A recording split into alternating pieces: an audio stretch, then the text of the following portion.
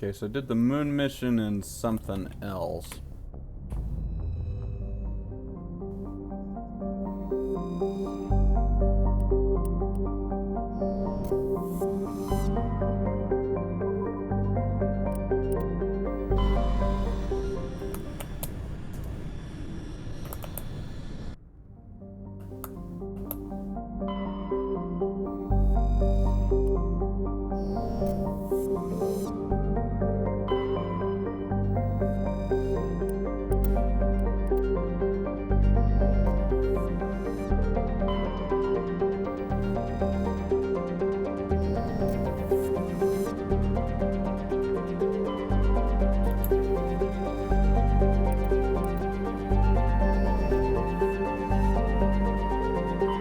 Message coming in. Patching it through. General distress call from the Sacred Angel Medical Transport. Critical system failure. Losing power. Emergency landing. Cargo's... Communications failing. Life support and emergency transponder. Won't last. Please hurry.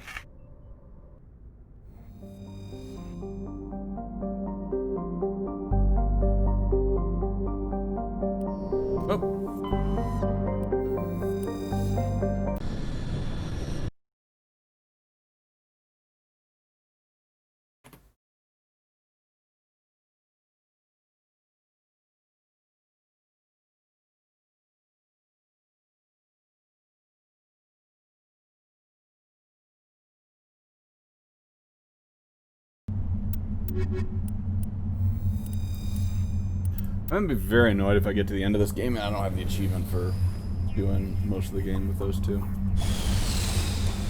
Because I've heard that achievement can be a bit finicky.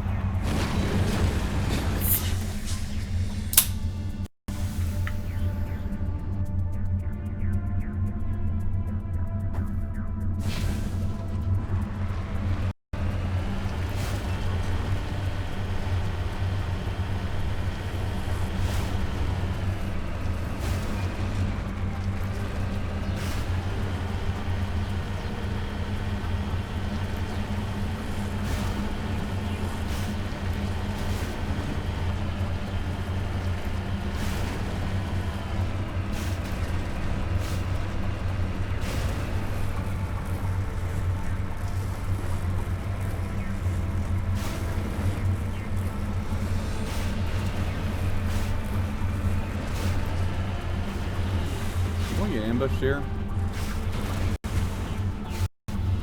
Cover me.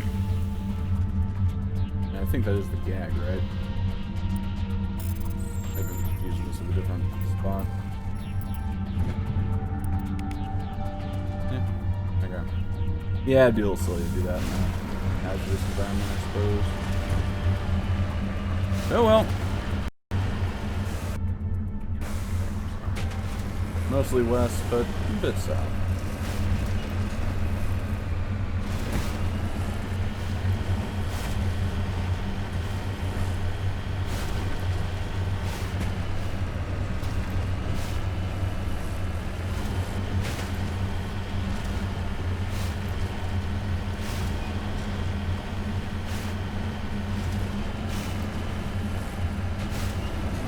I just remembered how obnoxious it was last night in the last little side mission.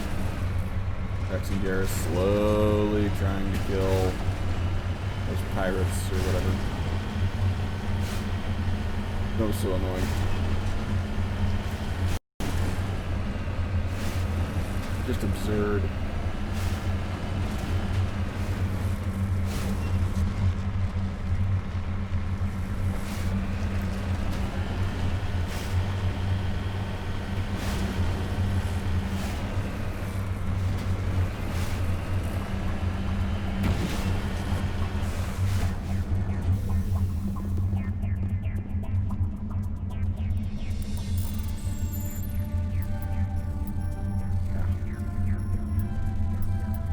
Ah!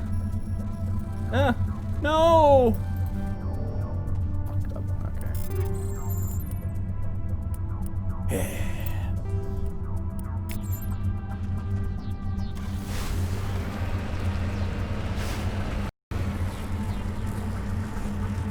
Come on.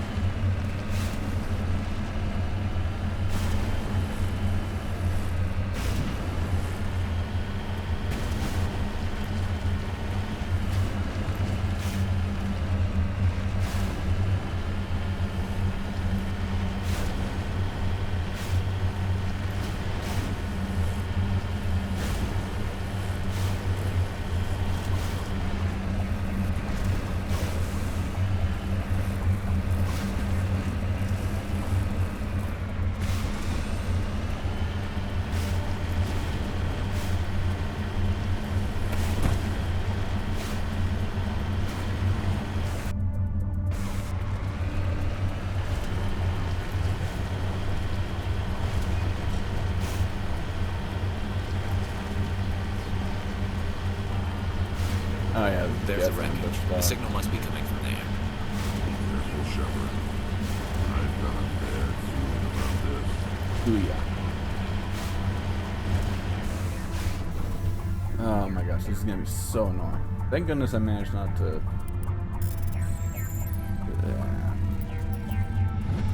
bring about the ambush immediately. This how do I play this? I want a place I can keep the Mako kind of safe. Here! It's a trap! You can just hear the Akbar.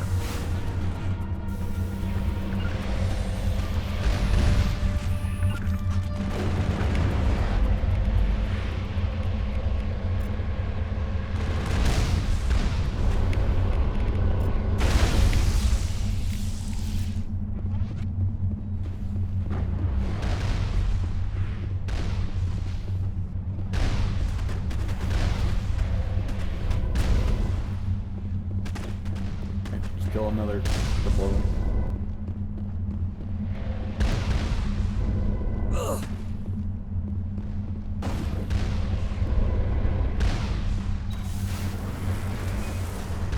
Mako is doing alright for now. What? Where did that come from? That makes no sense whatsoever. How I got hit by that? That is nonsense, I tell you. Nonsense. All targets down. Yeah.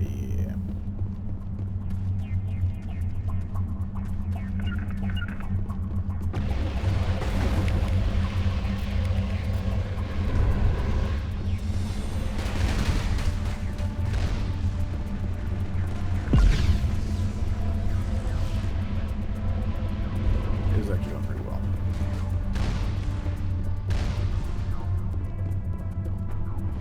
Guys, shoot the rockstone, please. Yeah. Oh no, no, no, no! Didn't realize I was doing that poorly. Yikes.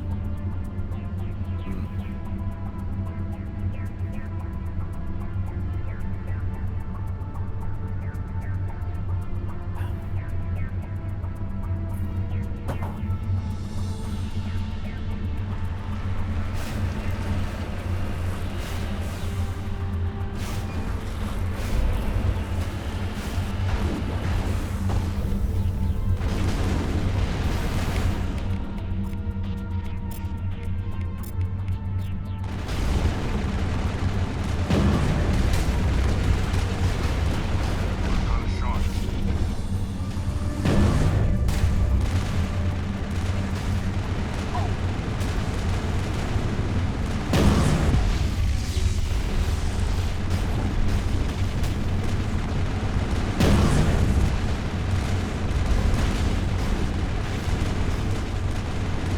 Holy crap, that is fast.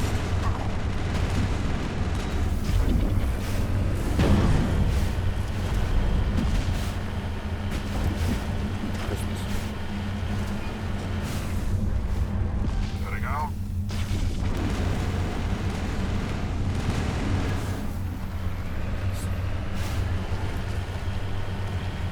I think there are some plants with level 3 hazards in this game. I forget.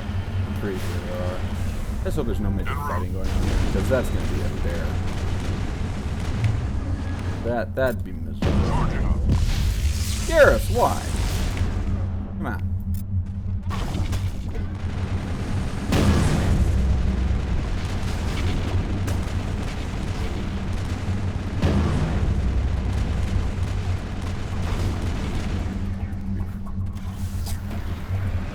Yeesh. Well, we handled it. What? Heading out. No. That's obnoxious.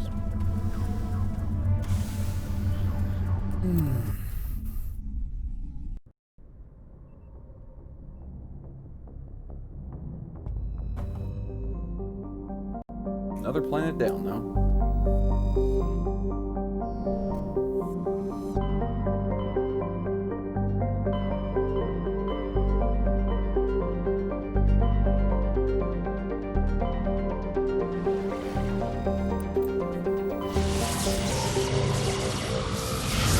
I'm trying to remember what causes you to get the their Geth mission. Message coming in, Commander. Is it? Big surprise. The Alliance needs you again.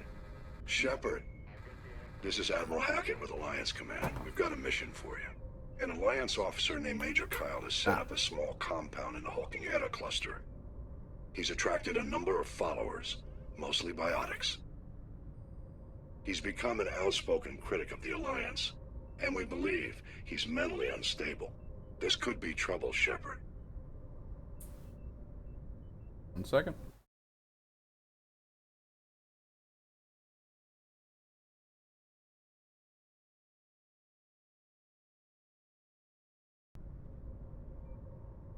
I'll look into it. 3 days ago, we sent 2 Alliance representatives to meet with him at his compound. They've disappeared. We believe Kyle and his followers killed them. That compound is a cult, Shepard. They call him Father Kyle now. He set himself up as some kind of religious leader. You said his followers were biotics? Yes. Major Kyle never showed any biotic tendencies himself, though. I think he's just latched onto a group he identifies with. Many biotics feel marginalized or ostracized by society. Kyle probably sees them as victims who need his protection, and they see him as someone who will fight for them. Unfortunately, he's convinced them that the Alliance is somehow responsible for all their problems. We can't let him go on like this. I'll deal with Major Kyle for you, Admiral. We don't want this to turn into a massacre, Commander. Kyle is dangerous. I trust you to use your judgment. Hack it out.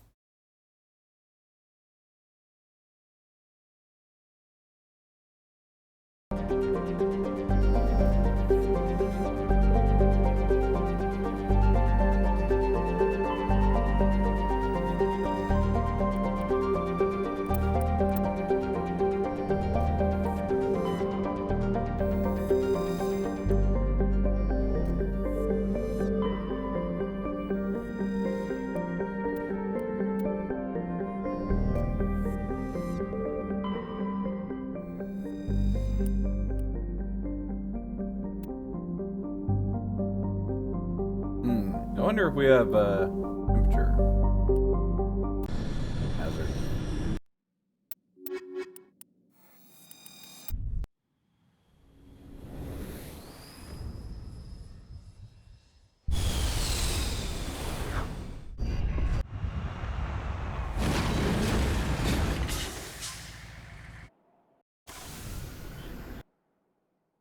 Okay.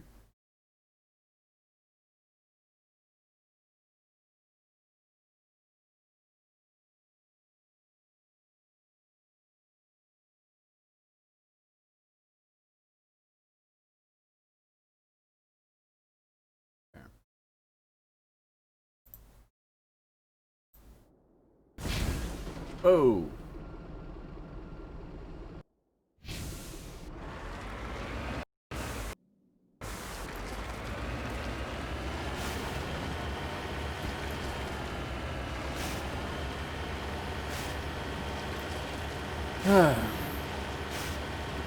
Well, as long as my squad mates don't have any absurd ammunition, they should be fine. Picking up these biotics.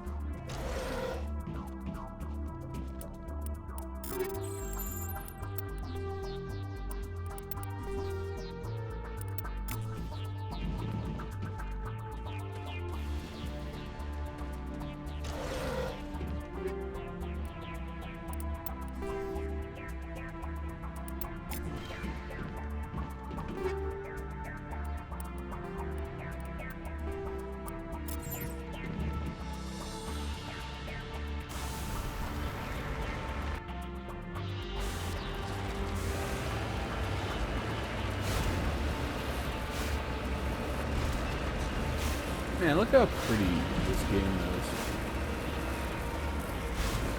This is a very good-looking game. 13 years old. Look at that. I know it's a texture, but it's a very pretty texture. And yeah, the draw distance could be done a little bit better in this game and all that jazz. I'm not saying it looks perfect, but there's a lot here that makes me say, very nice, very nice.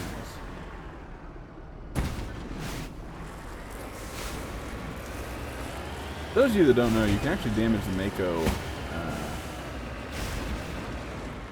by launching off of extreme heights and so forth. You can damage a wheel or something.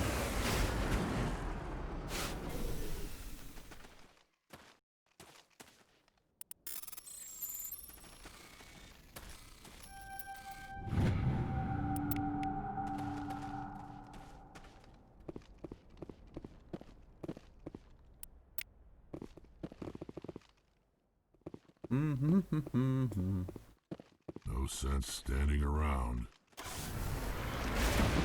What a rascal.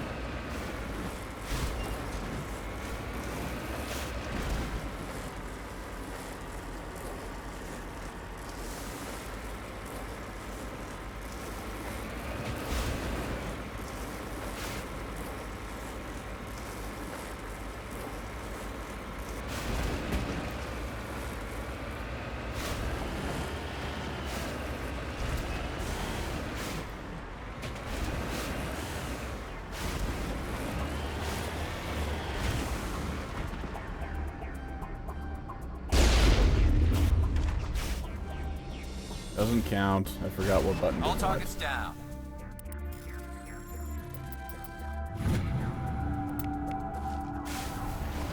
I'm used to right-click being my jump button, so I thought, I just jump. They'll do the boost. No.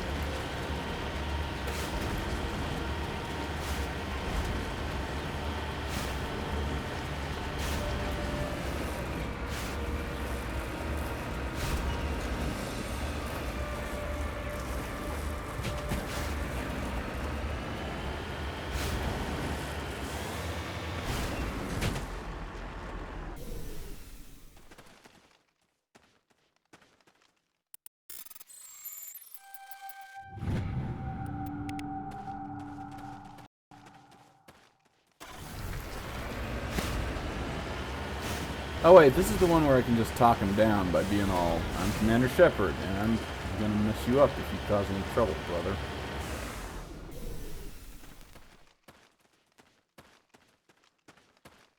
This is a private sanctuary. Outsiders are not welcome here. I need to talk to the man in charge. It's important.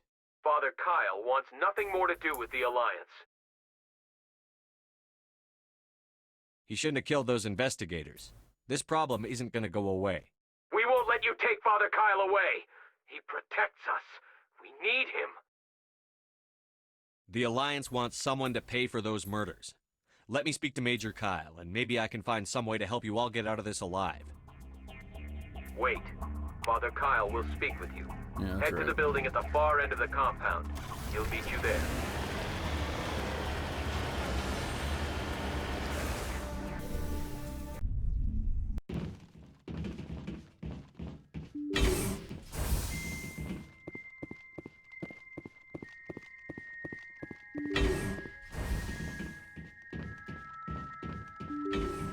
So I'm actually curious. I've been picking some renegade options along the way.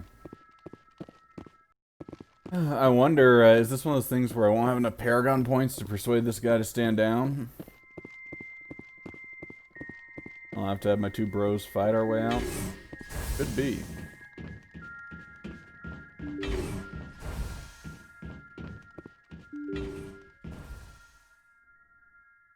I am Major Kyle. I know why you've come. We have no quarrel with you. Why can't you just leave us alone? What happened to those other Alliance officers? The ones who came before me? They wanted to take me away from here. They wanted me to abandon this place, turn my back on my family.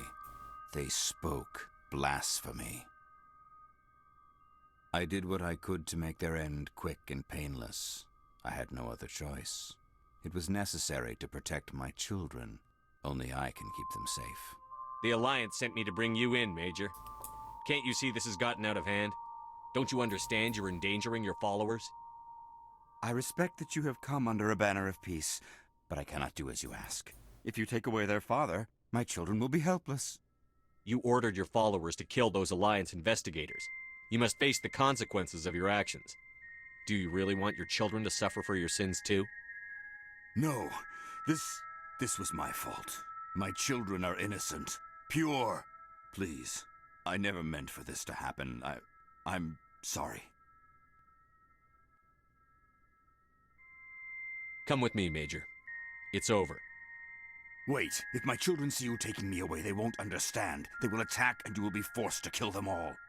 You have shown me the error of my ways, Commander. Now you must give me time to explain it to them. It is the only way they will understand. Please, give me 1 hour. After that, I will meet the Alliance authorities at the gates of my compound and surrender without violence. I give you my word.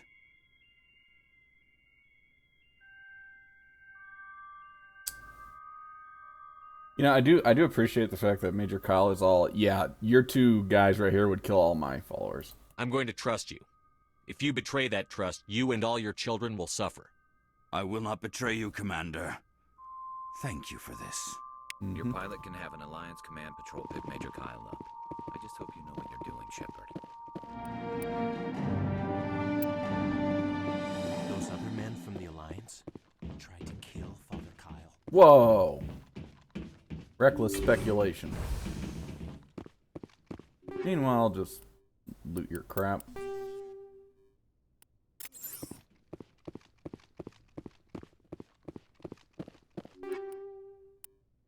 Amazing how there are always so many wonderful things inside of malfunctioning objects. The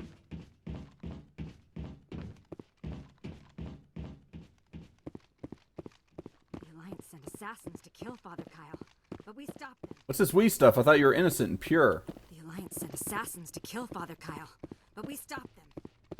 That's what the last dame said.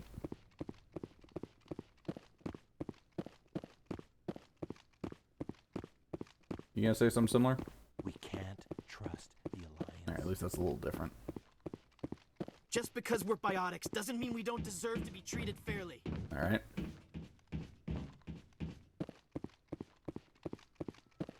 We can't trust the Alliance. Anyway. Easy enough. Message coming in. Patching it through. Admiral Hackett here, Commander. Yep. Your helmsman just forwarded your report on Major Kyle.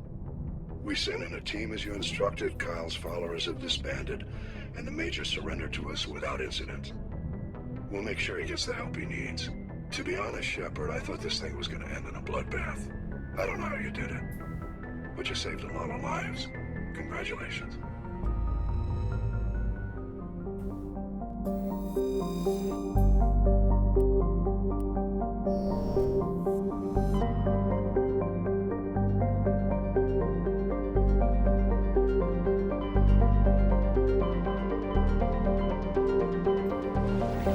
I think the Armstrong Nebula is the one that has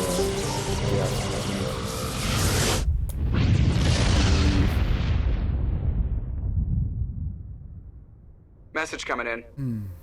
Patching it through. I've received some troubling information, Commander. We need your help. Someone is killing former Alliance scientists. There have been 4 deaths in the past month. Former scientists. Sounds like someone has a project they'd like to keep secret. All 4 scientists worked on a classified project on Akuz. There was a brutal massacre there years ago. An entire unit was killed by Thresher Moors. It was classified as a natural hazard, but the project dates coincide with the attacks.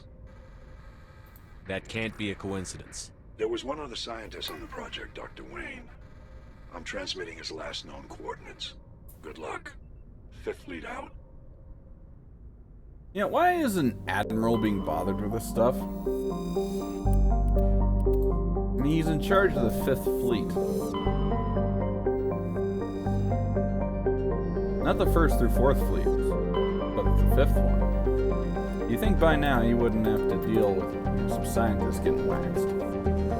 But here he is, calling me for help. Yep.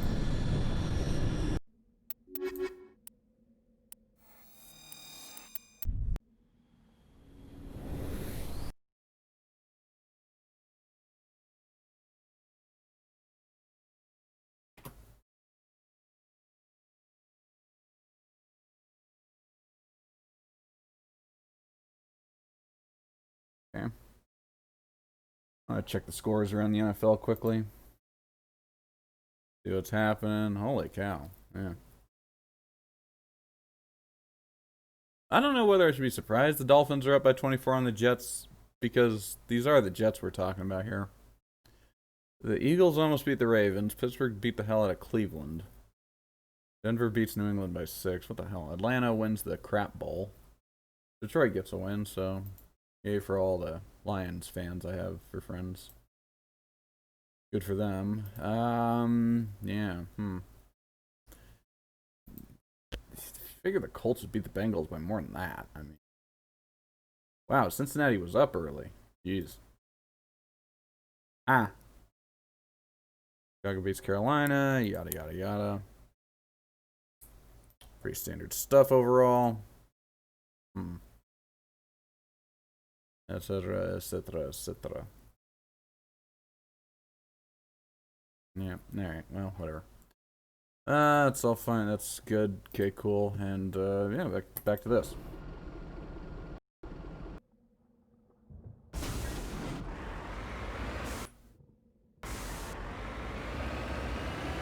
Not a huge fan of these planets with the highly vertical topography.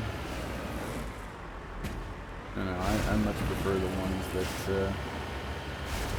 you just drive along. You don't have to try to figure out how to get someplace.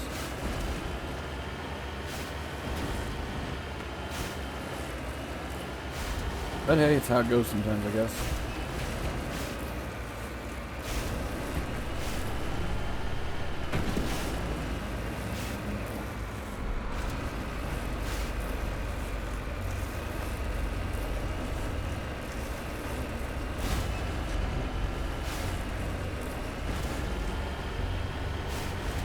Oh, is this the... No, it's something else. Figure, these are space cows? No, they're another spot. I actually don't know what these bastards are.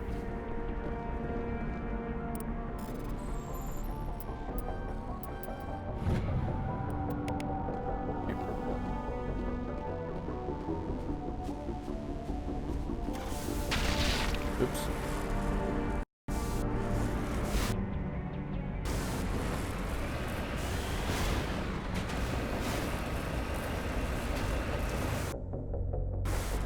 I think there's this direction. Nice looking planet though. Be a shame if something bad happened to it.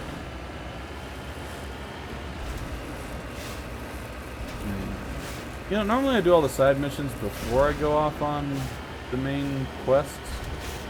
I don't know, I'm kind of thinking maybe I should do the main quest and then go complete all the side missions. It would be a departure. I mean, whatever you can do to spice up Mass Effect these days. This is my who knows how many I've played through. I wonder who's played through these games the most. You know, there's got to be someone out there who has played through Mass Effect 100 times, right? Someplace out there. Or one of the sequels or something, right? 100 times. Not combined, but just one of the games. I don't care which. Somebody has done that. I gotta figure.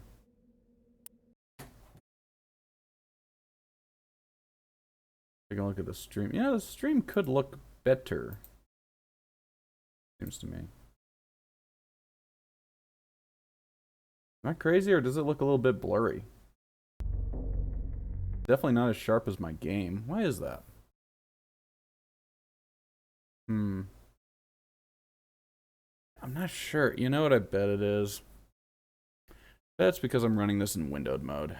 Bet that's it.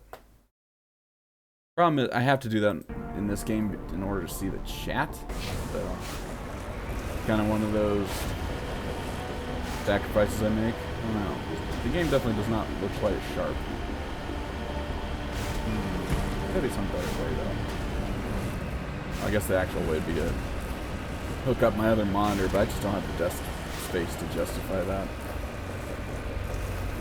And just the way things are set up, I don't know that cord would reach.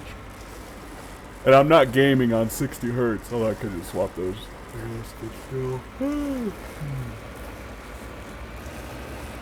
Yeah, I discovered I was using a 60 hertz monitor for a couple of years, and I said, nope, getting a better one.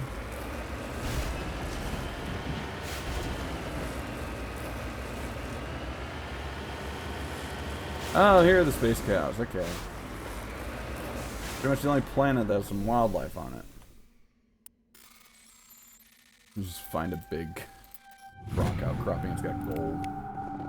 Let's see, is this shifty cow here? I think there's another location where you can find these space cows. Oh yeah, there's the shifty looking cow.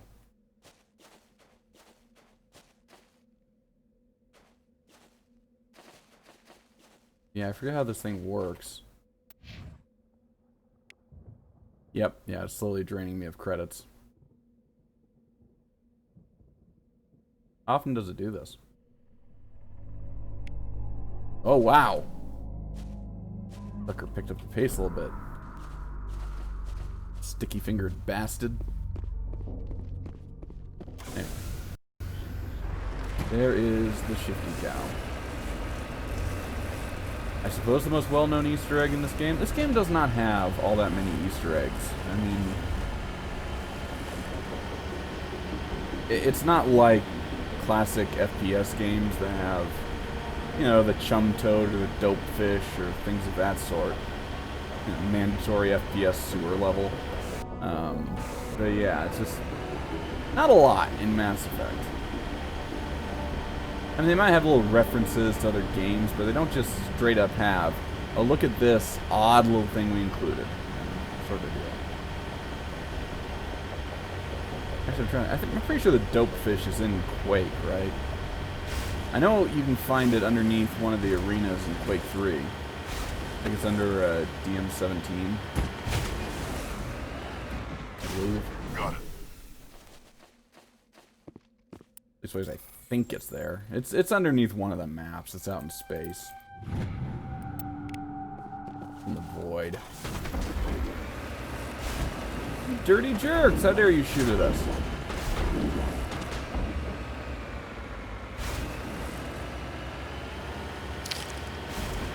Yikes, they're tearing through our shields pretty quickly.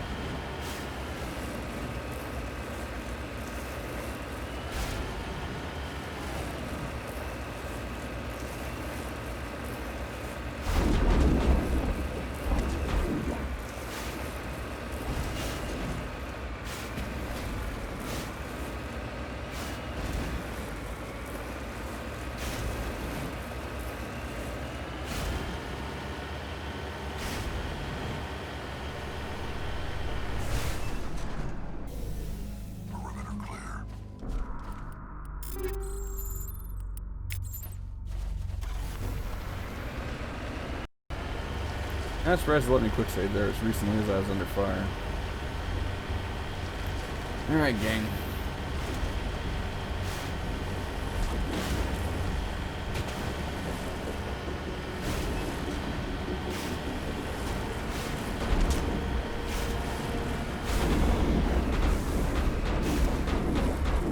No, do not get run over by the tank. Shoot, shoot, shoot.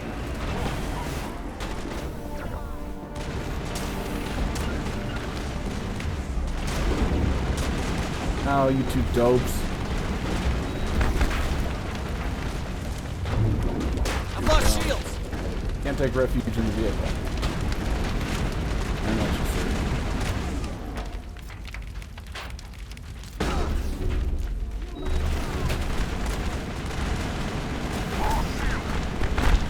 And these mercenaries are just durable.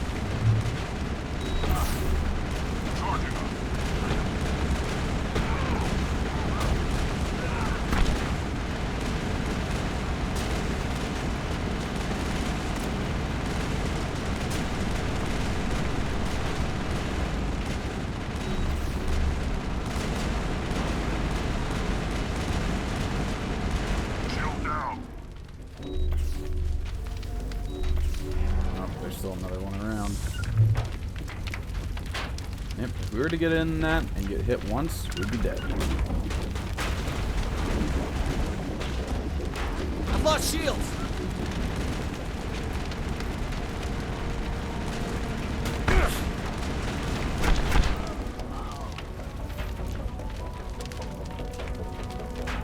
All targets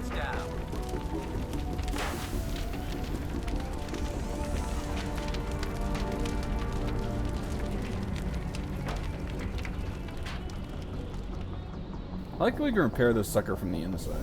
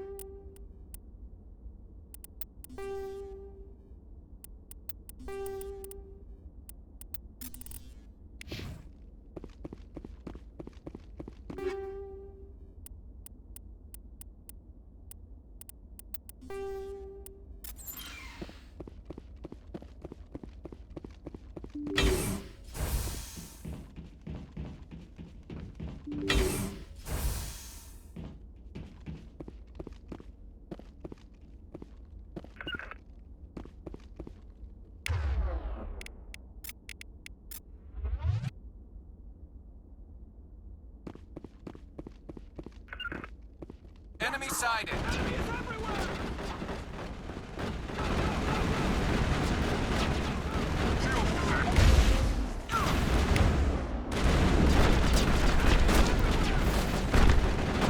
Enemies everywhere!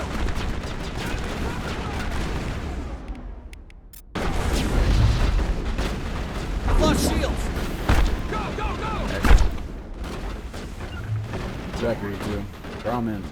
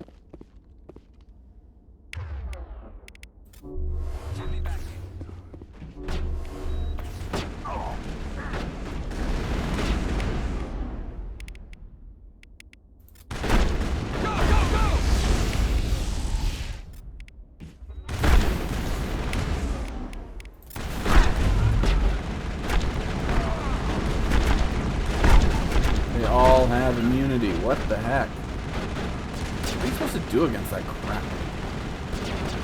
It's ridiculous.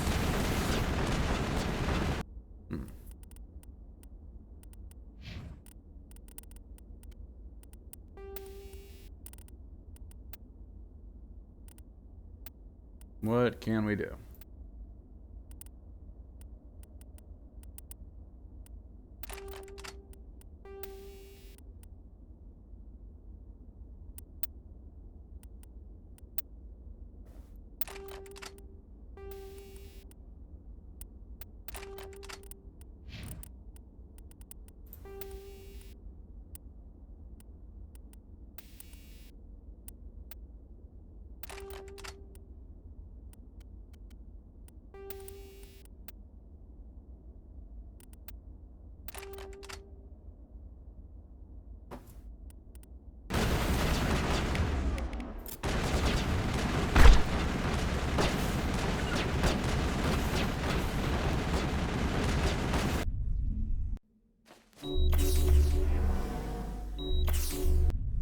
We got them all, Shepard.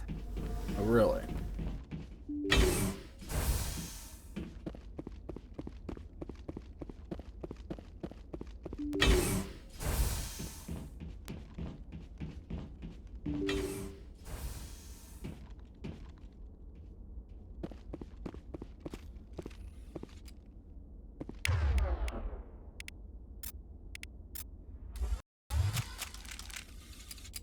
Take cover!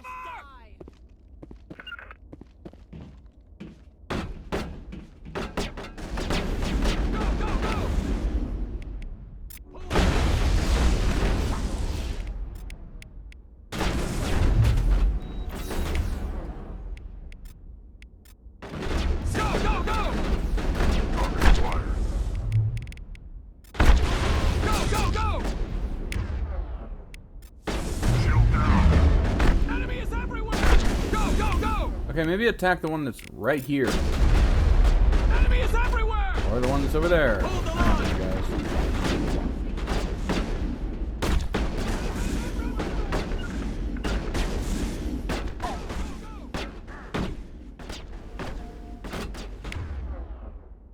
Man, Garrus just gets wrecked so fast.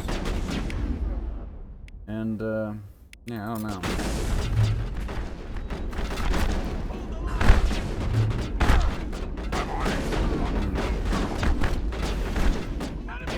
Got to be a better way to do this.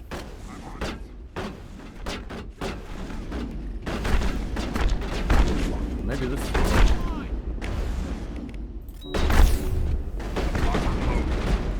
I've lost shields! You? Go, go, go! Am I being a dirty cheater? I mean, yeah. Stay back! I've got no grief with you. All I want is this bastard. Please! He's a madman! Mr. Toombs, you're insane! You need help! It's Corporal! Corporal Toombs! You don't get to lie! Not today! Today it all comes out! Is this the same actor as Manuel? Lower your weapon and step away from the doctor slowly, or I will fire. You fire, and there's a good chance my gun goes off. You'll be wiping your scientist friend off the walls. Toombs is clearly crazy! Please, officer, help me! You think I'm afraid to die? I mean, you're wearing All a that helmet. matters to me is killing the man who ruined my life! We don't always get what we want, Toombs. Okay, that animation could have worked a little better. I thought I was dead. Thank you. Here, for your trouble. I don't think I'll ever forget that madman's face. I wish I could have saved him. He was obviously in pain. He'd clearly suffered. I have no idea why he chose to take it out on me. Now, if you'll excuse me, I can't stand to be in here another moment.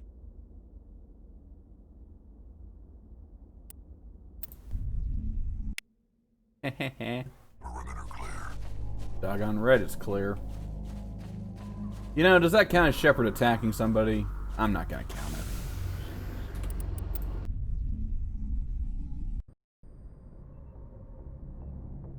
it. Message coming in. Patching it through. I reviewed your report on the situation, Commander.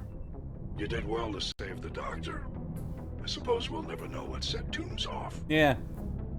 Thank you again for your assistance, Commander. Fifth Fleet out.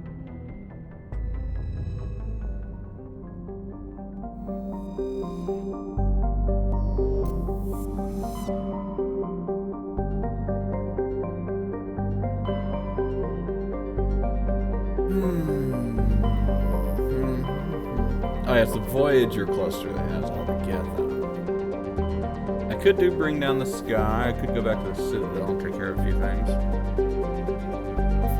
Yeah, sure, why not? Let's go back to the Citadel.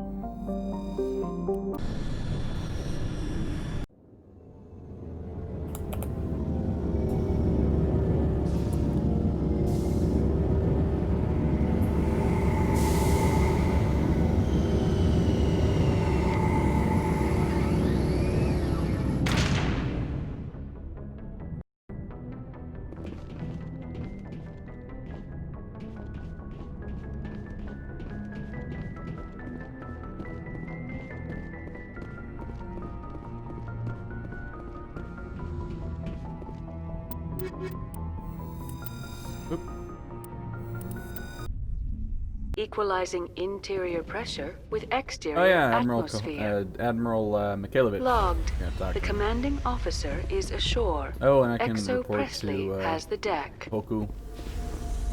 What's up, fool? Rear Admiral Mihailovic, 5th Fleet.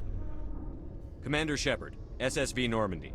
You don't know who I am, do you, Commander? Do you know who command I the am? 63rd Scout Flotilla. You and the Normandy were slated for my unit after shakedown. Yeah. And the Council got their paws, claws, tentacles, whatever. They got them on our ship and you. Captain Anderson made it clear to me that my assignment came from way up in the brass. They say jump, I say how high. Aww. Remember that when I tell you to jump. I don't begrudge the politician's decision to throw you to the Council. It's an opportunity. I do begrudge this over-designed piece of tin, though. The Normandy is a fine ship, sir. She's served us well so far. It's a gimmick, Commander. Useless in a stand-up fight. This experiment diverted billions from our appropriations I do like the bills. way he says For the billions. same price, we could have had a heavy cruiser. But no, we had to make nice to the Turians, throw money at a co-developed boondoggle. I'm here to make an inspection, Commander. Normandy is an Alliance warship. I intend to see she's up to snuff. We'd be honored to show her to you, Admiral. I'll just bet. Wait here. I won't be long. Commander, I'm not happy. I'm sorry to hear that, sir. Who designed that CIC? Putting the commander aft of everyone else is inefficient. What if he needs to discuss with the operators toward the bow? Modified Turian style. They prefer commanders looking over their subordinates, rather than in the middle of them. We wanted to see how effectively they can command with that setup. Reasonable goal, but they should have studied that in a lab rather than on a frontline warship. No, I had to has a shake point. my head at that drive core of yours. 120 billion credits of element 0 to make this thing able to move without giving itself away. Herself. You realize we could make drive cores for 12,000 fighters with that money? What good is it to hide for a few hours anyway? Useless.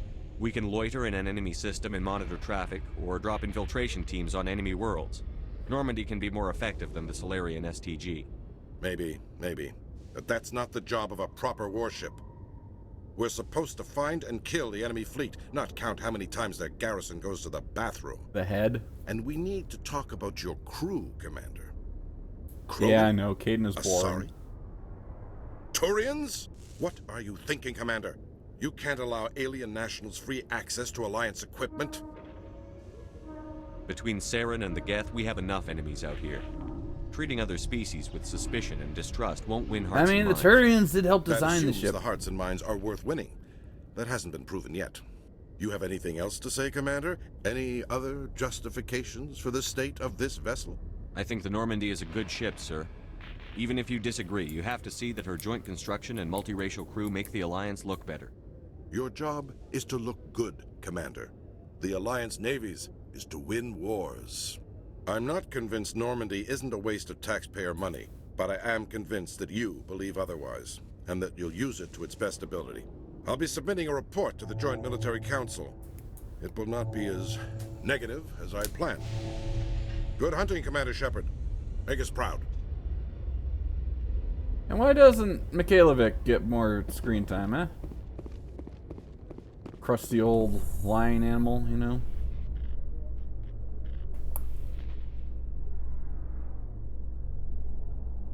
Alliance officials have raided a dangerous cult controlled by a former Alliance officer, Major Kyle. Major Kyle surrendered and is now being treated for severe post-traumatic stress disorder.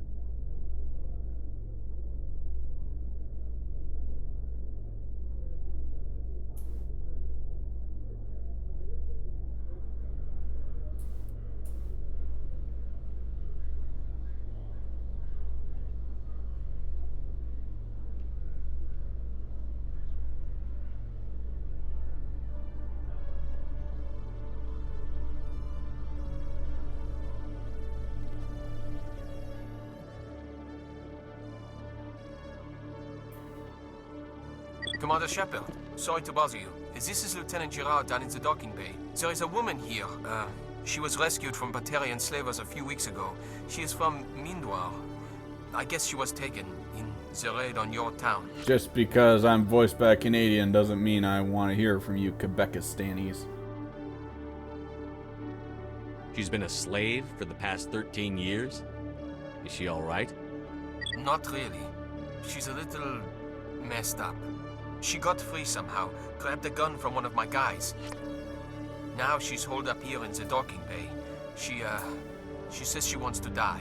Well, she's got a I gun. hope you talk to her. It's a long shot, but you went through the same thing. The raid. I figured maybe you could talk her out of her tree. I'm on my way, Lieutenant. Sit tight. Anything you could do would be great. I don't want to. She's been through enough.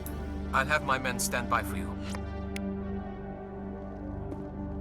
Yeah, we'll come back to the reporter later.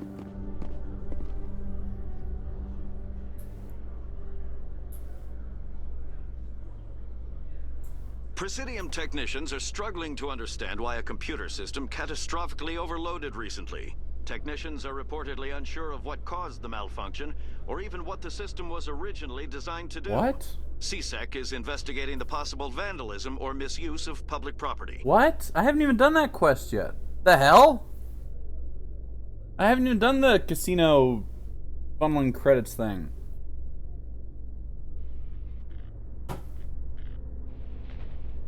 Now I'm curious. Is that one on a timer where if you don't do it before doing other stuff, the computer just self-destructs? And I guess the VI is out in space or whatever? Or the AI? Okay, so I went to the bottom of the elevator. Lieutenant Shaw. Oui, Commander Shepard. Help us out. Okay. How's he up here before I am? Commander, glad to see you. Just tell me where she is, Lieutenant. Behind those shipping containers. I've got a sniper position, but I don't think we'll need him. She's only a danger to herself. She could damage my ship. To calm her down, but we can't get close to her. Every step we take gets her more wound up. I hope I don't need it. Tell your men to stand by. Don't push her too hard. If she seems liable to pull the trigger, back off or walk away. I am willing to wait her out. Good luck, Commander. Yeah. Ah, it's a slope, okay. I was gonna say, she's pretty tall if that's the case, but no, it's actually because of the ramp. Stop! Stop! What are you? My name is Shepard. Lieutenant Gerard. So if you go full renegade, does she just kill What's herself? your name? Animals don't get names. The Masters put their symbols There's on some good her. writing here, though. That's Hot for sure. metal all over her back. She screams when they do it. You must have a name. A name you were born with. Can you remember it? She remembers a lot of things. Talitha. They call her that. She doesn't remember the rest. Leave her alone.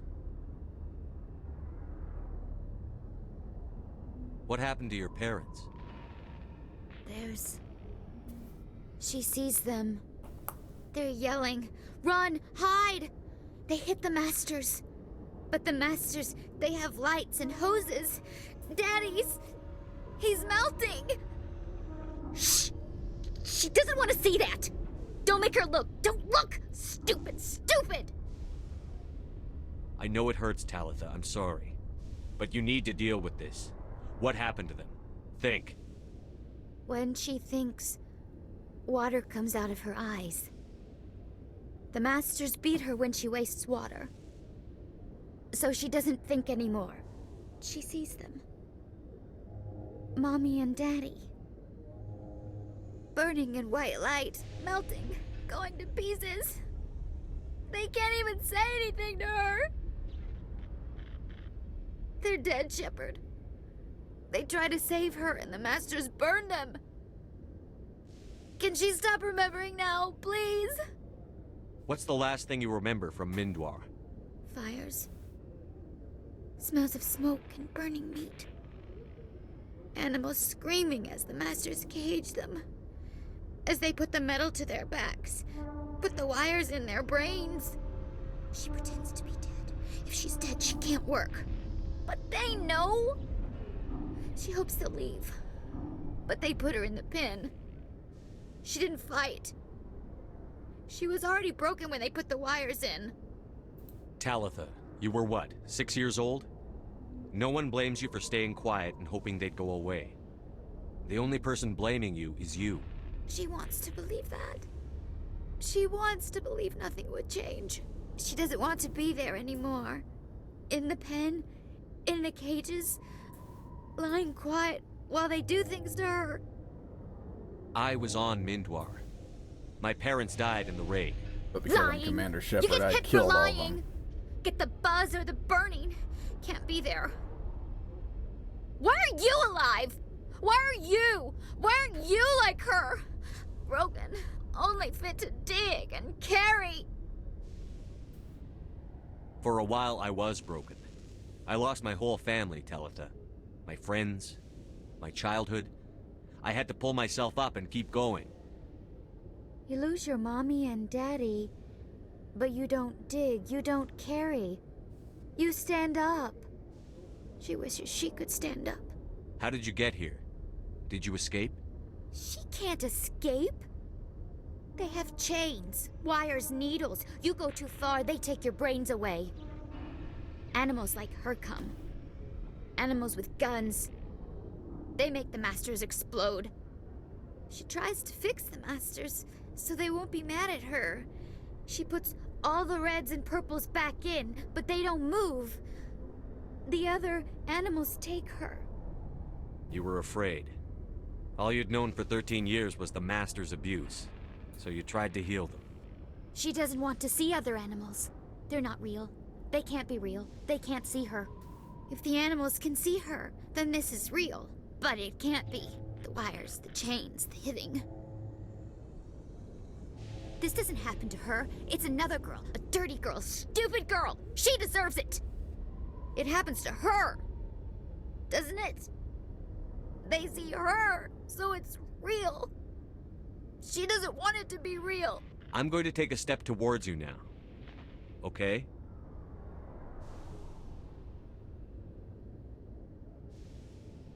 No, she's no good. Don't want to be handled again. I'm going to take a step towards you now. Okay? You think I could have gotten Mark Muir to record a couple different lines for this? She doesn't want... Don't touch her! I'm going to take a step towards you now. Okay? Okay, this is where I punch her and knock her out. Please And then don't she'll be touch okay. her. She's dirty. You'll catch it. Talitha, this will make you sleep. If you fall asleep, they'll take you to a place where you can get better.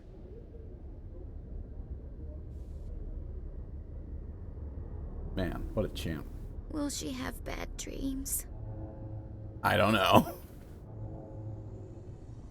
You'll dream of a warm place, and when you wake up, you'll be in it. She'd like that. It hurts when she... When I remember... me. But she wants to remember. You don't give me a clunk sound. I like that they even gave her kind of the dignified, hand on the stomach pose. You think you are? If C-Sec were better at its job, there'd be no need for bounty hunters like me. Is it over, Commander? I got her to take the sedative. Thanks, Commander. That means a lot. I didn't want to hurt her. Oh, It's just...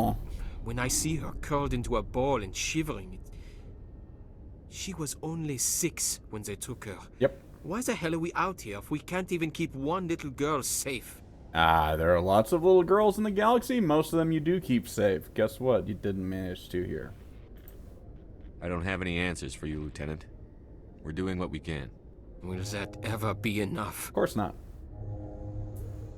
Thanks for your help, Commander. We are taking her to a counseling center. They'll help her get better. Shouldn't there be a second L in counseling? Am I insane? Hang on a second. I don't remember.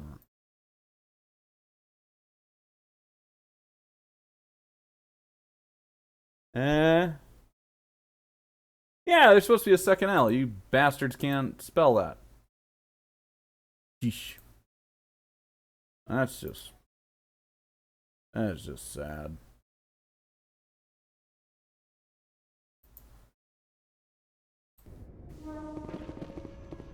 Alright, let's go talk to the reporter.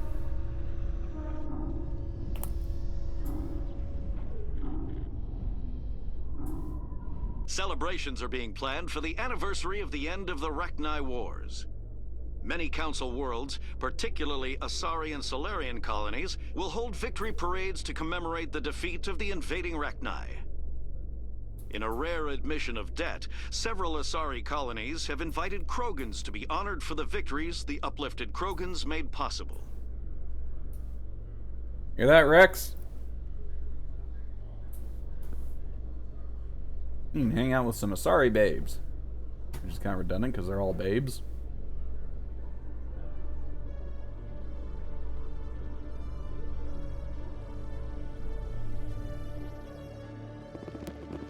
Commander Shepard? Sup? Khalees had been seen in Al-Jalani, Westerland News. Would you answer a few questions for our viewers? What do you want to know? You've been given a unique position to represent our race. People want to get a sense of how you'll do that.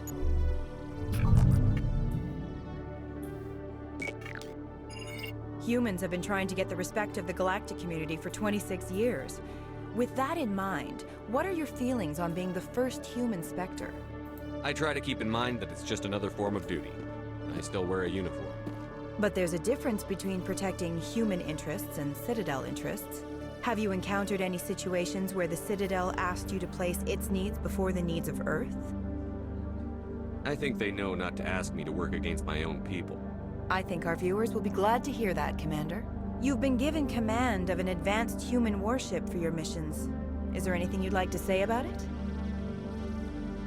Time to shut you up. Many details are still classified, I'm afraid. I can tell you she's a fine ship and has the best crew I've ever served with. Some members of that crew are aliens, as I recall. Yeah, those damn xenomorphs. Do you think it was appropriate to hand Earth's most advanced warship over to the Citadel? I wasn't aware it had been handed over to anyone. I'm in command, and last I checked, I'm human. Same goes for my crew. Human, yes, but you do work for the Citadel now, Commander. One last question, Commander.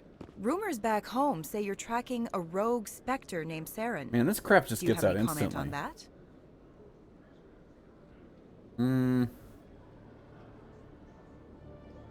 I'm afraid I can't comment on whatever my current assignment may or may not be. Don't worry, we'll find out. The eyes of Earth are on you. Don't let us down. Thank you for your time, Commander Shepard.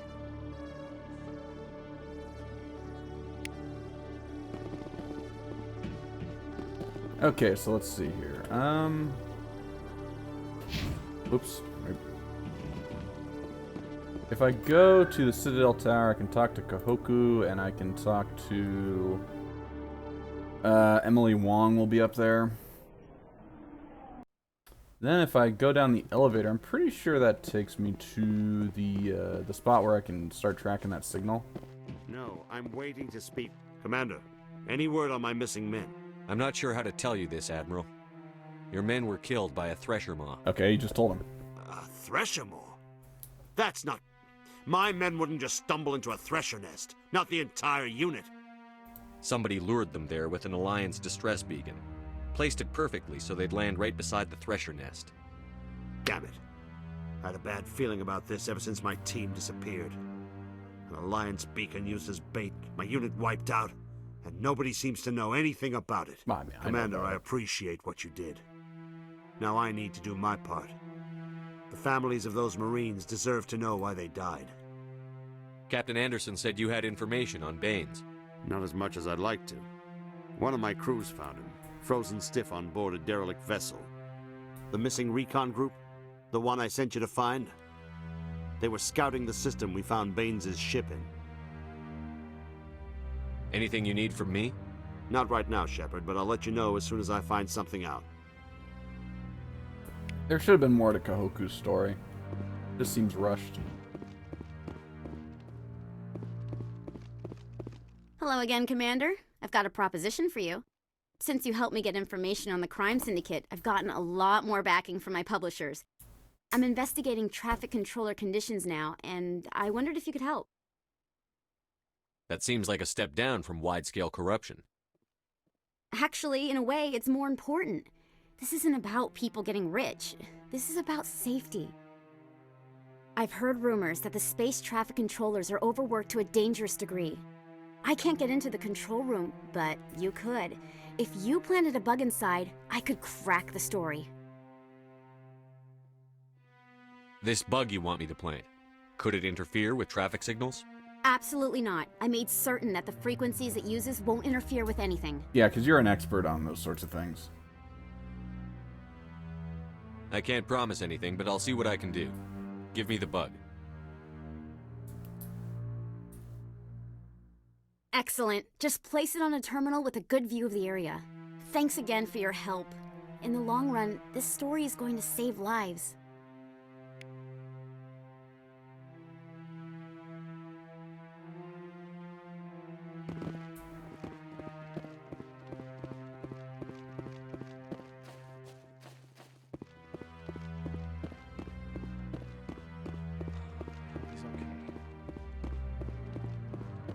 I like this guy's just standing around here. The seat of government. Oh, I hope he's okay. Hope somebody comes along and talks to me about him. I think that's the Worthington that his brother's on, right? MSV Worthington, I believe. I'll encounter it eventually, of course.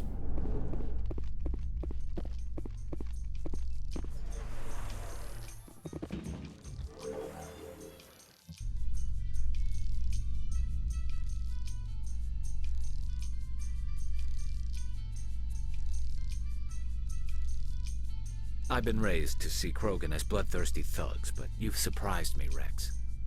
You are different. The genophage is a lot easier to swallow when all Krogan are savage monsters, isn't it? Why don't you head back to the Normandy, kid? If you stay here in the real world, you might have to learn something. Woo, Rex.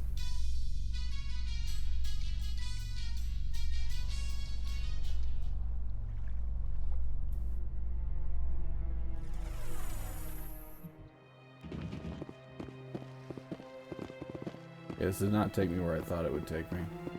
Welcome to the Presidium. Allow me to You know, come to think of it, I don't think I need to deliver that, yeah. Actually, no, let's go down and track the signal first. Pretty sure that's where I need to go.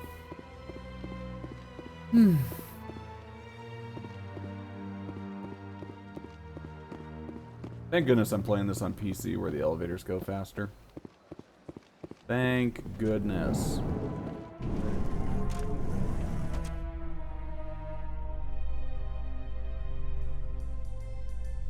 So tell me, who'd win in a fight between you and Shepard? That question smacks of impertinence. Commander Shepard is a Spectre with a distinguished service record. So was Saren. Think about it.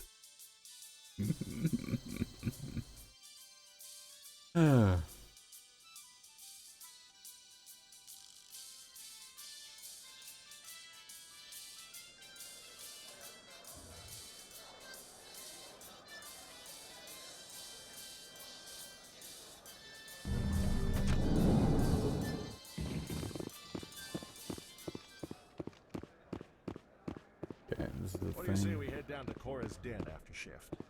Sounds good. Some of the others are going for Novio's farewell thing. Damn, I forgot that was today. Where's he going again? Novaria. Apparently, they've got a huge demand for corporate security. Uh-oh. Novaria? Isn't that the frozen planet?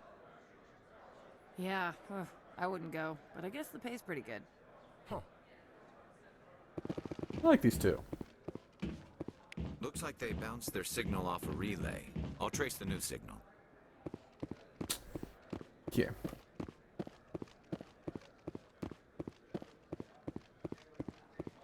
You know, I could also go to Cora's den and talk to the girl, Jenna.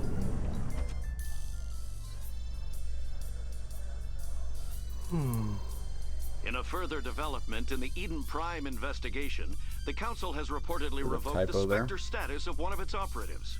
While the unnamed operative has not yet been apprehended, a Council spokesman confirmed that corrective actions had been taken. Bring me a body bag. Oh yeah.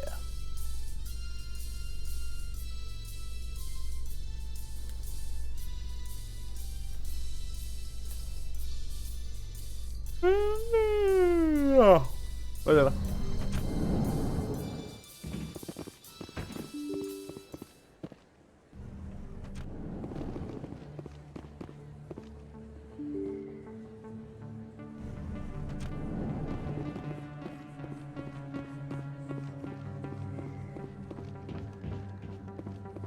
Man, I am just incompetent when it comes to finding my way around lately. Incompetent.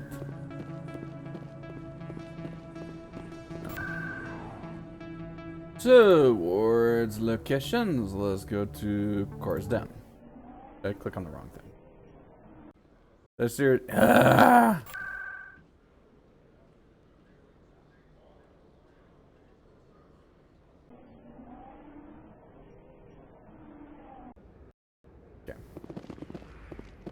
The first time I've gone to Cora's Den this playthrough, and there isn't a shootout. Solid.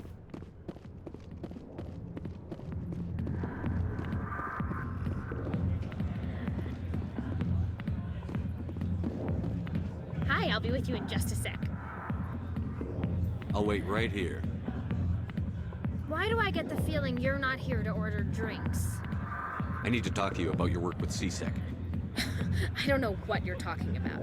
Now, if you don't mind, I need to get back to my customers. Have it your way. I will. Thank you. Yes, Optimus is already out of here. If you've got questions about Jenna, meet me at CSEC Academy. Are you talking to me? Push off. I never did nothing to you. Damn newcomers. Think they can run the place. What the hell was that about? I guess we'd better go find out. Better go find out, eh? Yeah, I did not realize just how Canadian Commander Shepard was when I first played these games.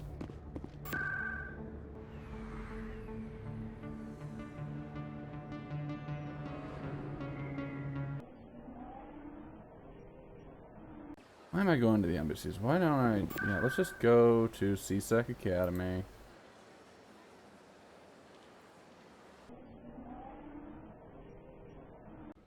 Okay. Oh, and I need to plant the bug in air traffic, right? For Emily Wong. Except I went the wrong way, and I'm going to see Chelik now because I'm just... I don't wait, this is the correct way. Never mind. It's just there on the way.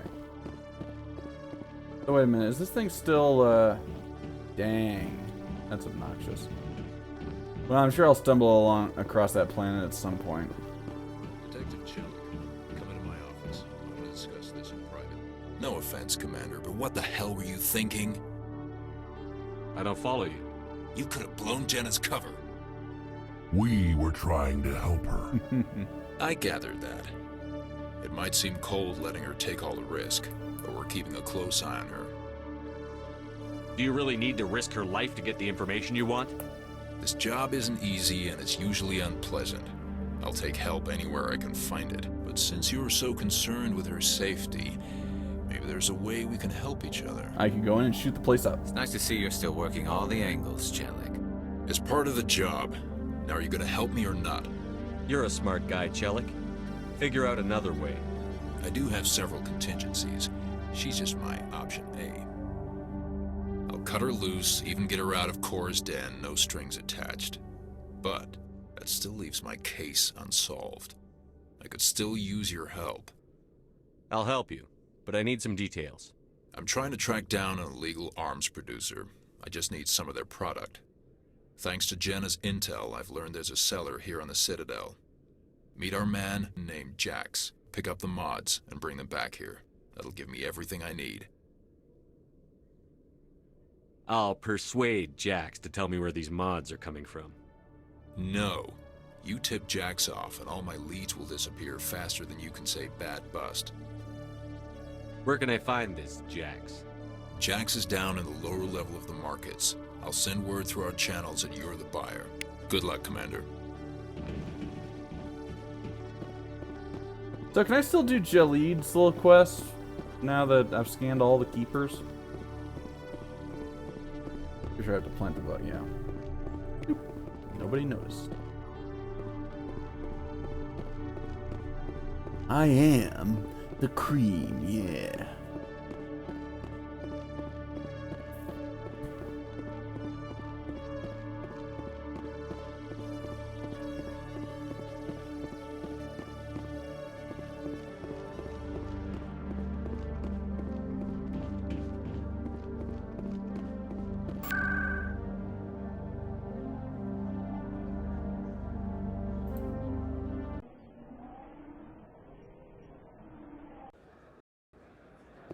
Yep, there's Conrad. There are rumors on the extranet that you've been made the first human Spectre. Oh yeah, That's Conrad Werner. I think no incredible. matter what, it's Right. Conrad. We talked a while back. I think no matter You what, he remember thinks me? you're a jerk to him in the next game. Even while you're out there kicking ass, you don't forget the rest of us. That says a lot about you, Shepard. Hey, can I get your picture?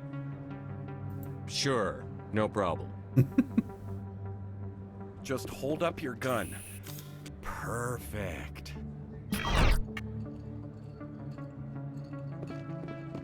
Thanks again, Commander. I'm gonna hang this in my living room. My wife will love it. Oh, Conrad.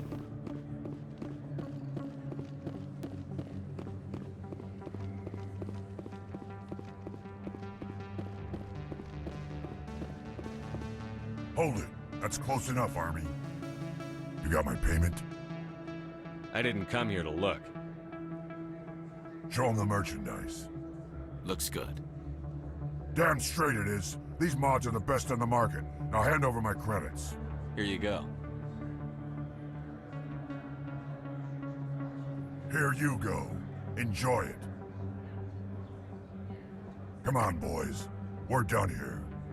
Pretty clandestine operation, just doing this out in the open. Avail.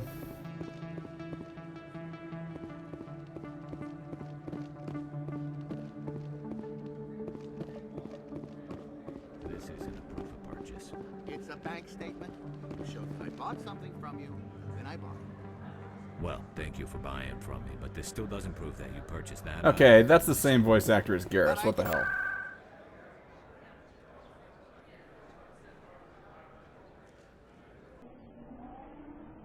Thank goodness for the fast travel.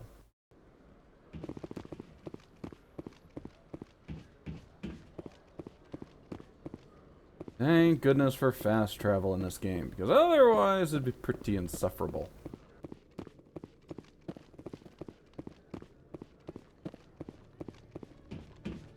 Commander, I hear you have something for me.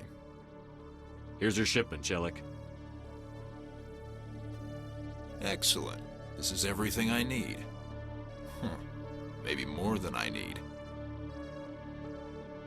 Here, Commander, take this. I won't need it. You've earned some payment for your work. I appreciate your help. It shows a lot of integrity. You didn't need to do anything after I let Jenna go. Now I need to get these mods into evidence. Thanks again, Shepard. Those lines sound as if they were recorded in totally different studios. Or different times, or whatever. But can I talk to these two? Hey there! Oh, you're not CSEC, are you? Did you want something? What are you doing here? I am Jalid. I came here to seek aid from the authorities, but they won't listen to me. My colleague is trying to kill me, and I thought we were friends. Well, shoot. How do you know he wants you dead? He's changed. He won't talk to me at work anymore, and he started following me. Yesterday, he followed me all the way home, just waiting for a chance. I don't care what anyone thinks. He wants me gone. I know it. Is there something I can do? Talk to your friend, maybe? Would you? That's all I want. Someone to talk to him. Tell him to leave me alone. He thinks he can just push me around, but you'll show him, won't you? Just tell me where he is and I'll go find him. Oh, right. Well, he wanted to meet with me down in the wards near the markets. He said he just wanted to talk, but I know better. His name's Shorban. He's a Solarian. You shouldn't have any trouble. He's just a scientist. Shorban. That's the guy who wanted us to scam the Keepers. The Keepers? Well, even more reason to go after him. That's against regulations. I better look into this right away. Find out what he's up to. Anything's possible with Shorban these days. Well, good luck.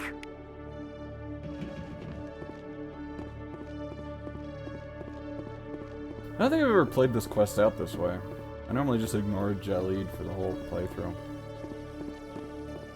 But I still need to go to the embassies to talk to the one guy. And I can talk to Nasane Dantius also.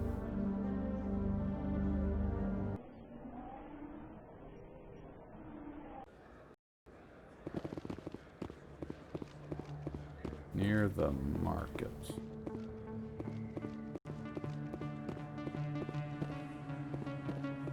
Yeah. Shorban, what's going on here?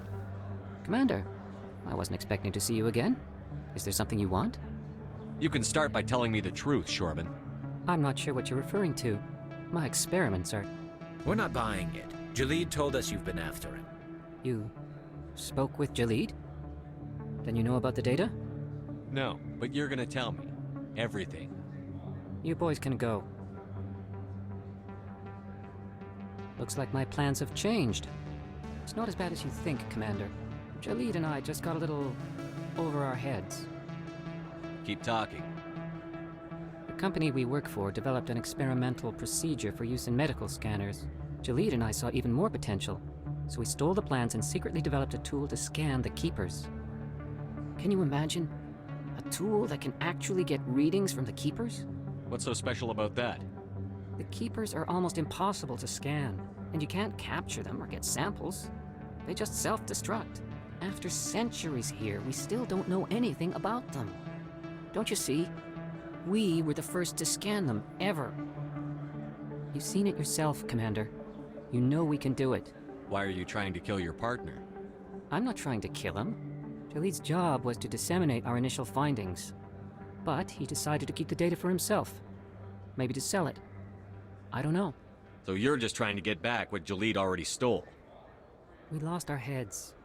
We just couldn't let an opportunity like this pass us by.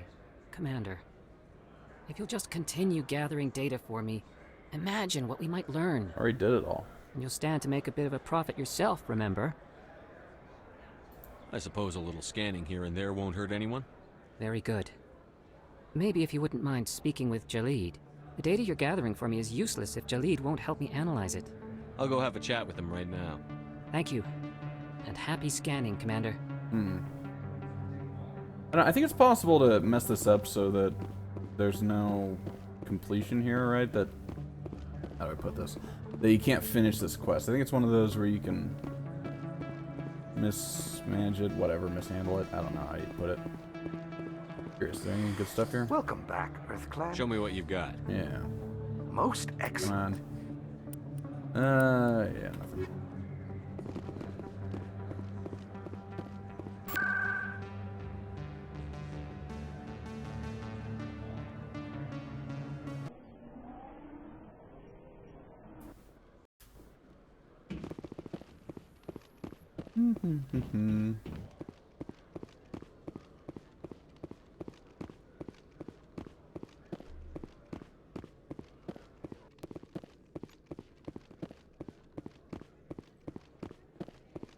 Huh.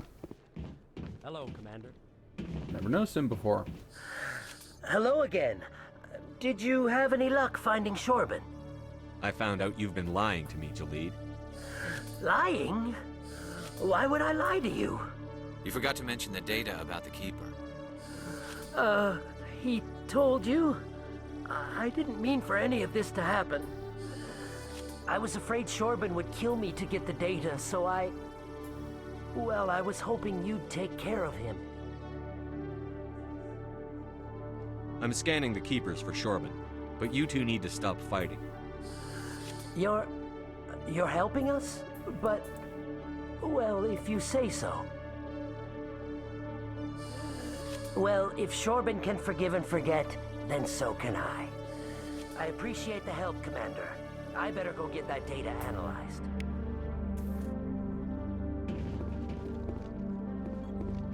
Okay, do I need to go talk to... Okay. Good. But I don't need to worry about that anymore. Alright, let's go to the embassies. Let's go... where else? I'm trying to think where the other... Did I just go straight to the financial district, or is there another thing I need to scan?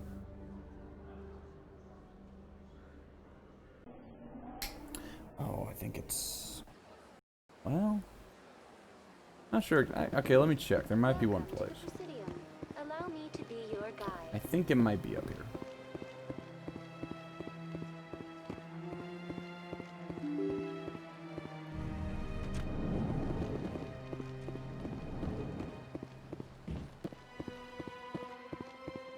I can't believe I landed a job here. This place is fantastic. Nice that somebody's just cheerful about things in this world. I like it. Okay, let's see here.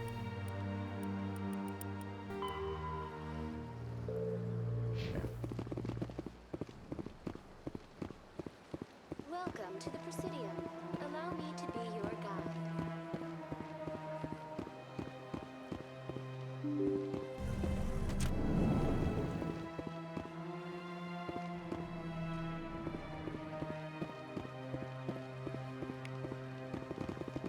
I heard what happened under the Artemis Tau cluster.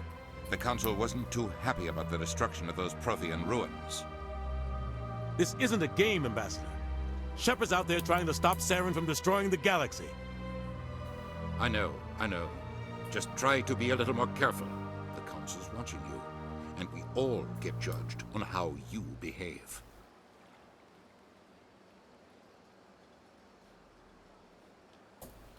Yes, Commander? Where can I find Admiral Kahoku? Last I heard, he was up in the tower trying to get the Council to investigate Bane's death. Is there anything else, Commander? What can you tell me about Noveria? Novaria's trouble. Always has been. The whole planet's basically a center for corporations to conduct illegal research. Watch your back there, Shepard. Spectres are about the only form of Citadel authority Noveria respects. But they aren't popular. I want to know the truth about you and Sarah. The plan was simple. Sneak into the... You're right, Commander. I should go. I'll be here if you need anything. Yeah. Anderson should have been a bigger part of these games. He's especially a no-show in the second one. Strained greeting, human. This is really not a good time. I know who revealed your secret. It was a Turian named Septimus. Unbelieving. I know this Septimus, and he could not learn my secrets. The only way he could learn them is from the Asari consort. Here, there should be proof enough for you. Confused. This is difficult to fathom. If the Turian could learn this on his own, dismayed, anyone can discover my secret. Septimus is a powerful man, and it wasn't easy for him to find. Relieved. I suppose you are correct, human. Thank you for this information. Startled realization. I must speak with the consort. She will be most displeased with my actions. Anxious request. Please, human, if you will excuse me, I must go now. So long. Farewell, human. Thankful. That was a great thing you did, Commander. Approving. You see, then, not all humans are as you say. I'm sure the Earth Clan stands to profit from this in some way.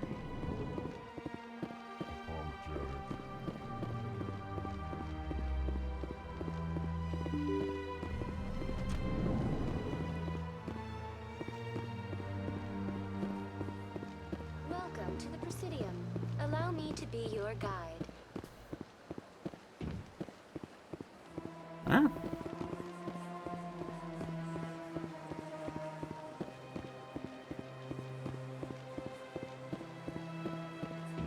I crazy?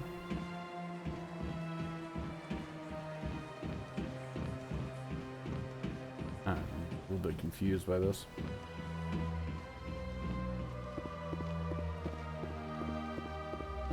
Yeah.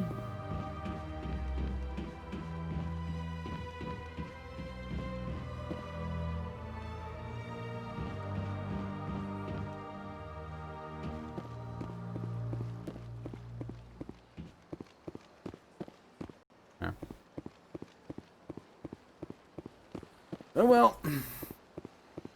Oh. Hey, that's weird.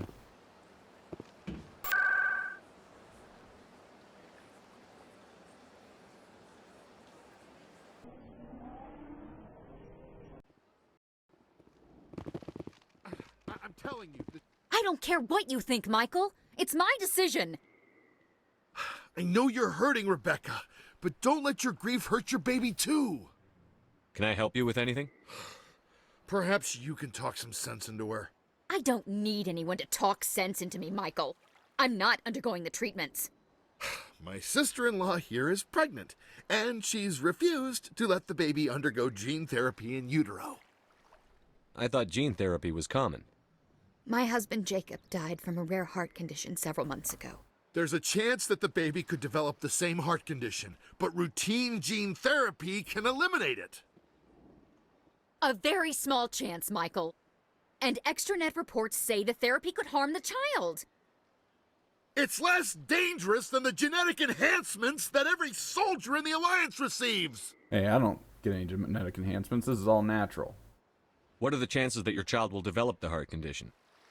According to the doctors, there's a 1 in 50 chance. And if my baby develops the condition, medical treatments are available. Which are nowhere near as effective as simply getting the gene therapy. What are the chances that gene therapy could hurt the baby? 1 in 300 at most.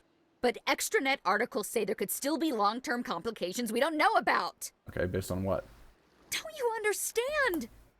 If my baby is that 1 in 300, I will always wonder if I killed my baby for nothing. For what it's worth, I think you should consider undergoing the therapy.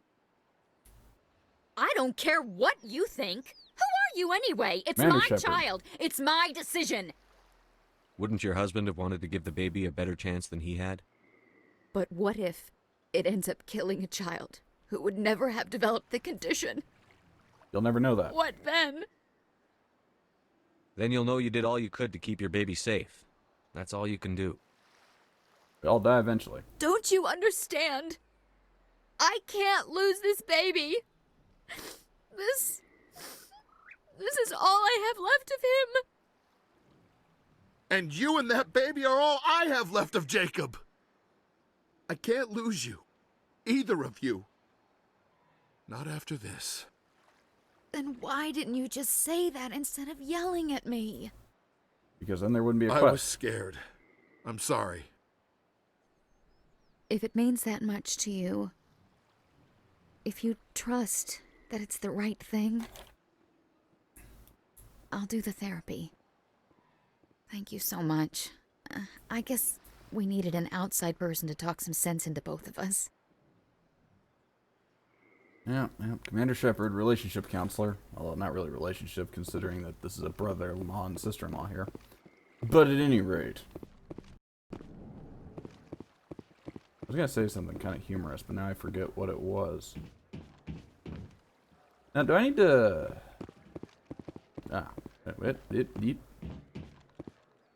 There's some preliminary... Oh, yeah. Barlavon's office. That's right. That's where the other signal is. That's right. I forgot. What was I gonna say? Oh, yeah. I was gonna... Yeah. Gun. Sword. We all die the same way. Great movie. Red Sun.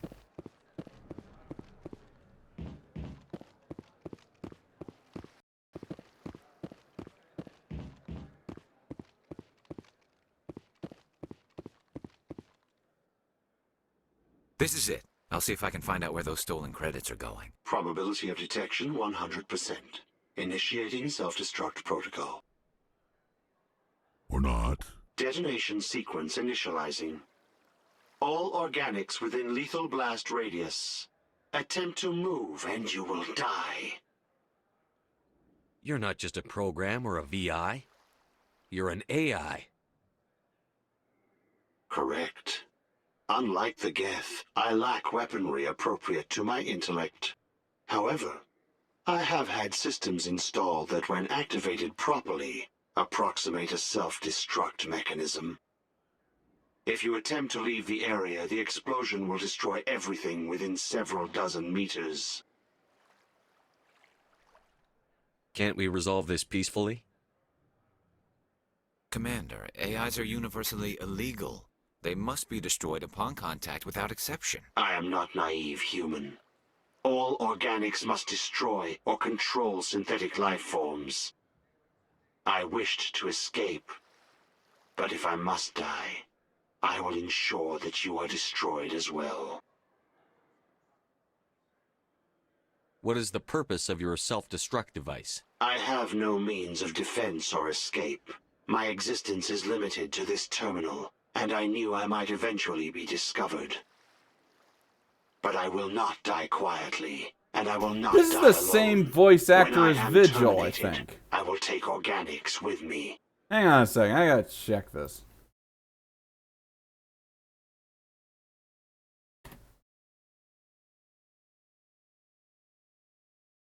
Okay, voiced by that guy.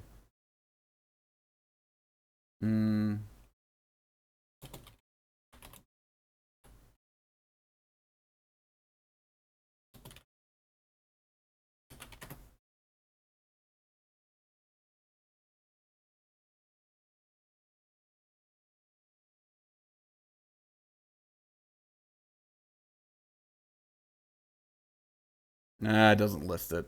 Dang. That's obnoxious. But I'm pretty certain that's the same voice actor as Vigil. They just did different processing on the voice. Anyway, Who made you? A would-be thief illegally created a simple AI to help him funnel money from the gambling terminals. Unbeknownst to him, that AI created me before the organic discovered the malfunction and terminated the AI. Where is your creator now? In order to cover my tracks, I falsified his financial records. These new records were flagged by CSEC officers, and my creator is now serving time in a Turian prison. If you're sentient, why are you still running the credit theft operation? If I accumulated enough credits, I intended to have myself installed in a small starship. I would then have made tentative contact with the Geth to ascertain the possibility of partnership. I'll bet that self-destruct sequence has a warm-up period. You may attempt to disarm the self-destruct mechanism before it activates. I will enjoy defeating you before we are both destroyed. that's a spirit, brother. Okay.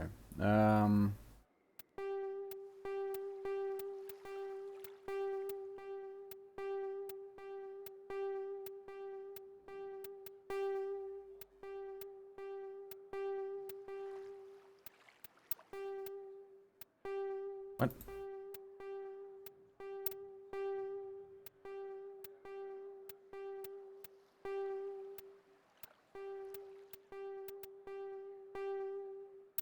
Shoot, man.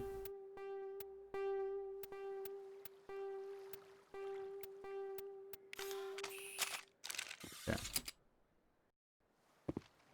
Did it. I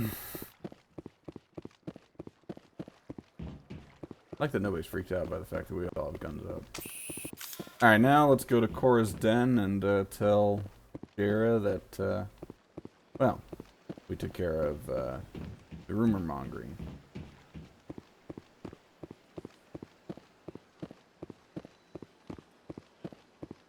Also, welcome, viewer. Hope you're doing okay. Septimus has sent word. Apparently, he sought the consort's forgiveness. Ah, pretty good. It was a long time ago, though. I barely remember it. You're with the Alliance? My brother's a private back on Earth. Okay. They could have given her an extra line or two of dialogue after you've talked to her the first time, and she's standing in an entirely different spot. But oh well. What's up? Commander, I recently received a lovely note from Septimus. They have little Thank hearts you for on it. speaking with him. Even the Alcor diplomat has withdrawn his campaign against me. It was my honor to aid you. You are too kind, Commander, but I would not expect you to help me out of the kindness of your heart. I also have one more thing to give you, if you are interested. I'd be honored. I offer a gift of words, an affirmation of who you are and who you will become. I see the sadness behind your eyes. It tells a story that makes me want to weep. I'm pretty sure there's an option right Pain after and this loss, where you can say that's but it, and you drives can boink her. Makes you strong. It is that strength that people are drawn to. It is why you lead and others follow without question. You will need that leadership in the battles to come. This may be who you are, but it is not who you will become. I don't remember this speech It being only so forms long. the basis for your future greatness. Remember these words when doubt descends, Commander. Thanks, I guess. Close your eyes and relax, Commander.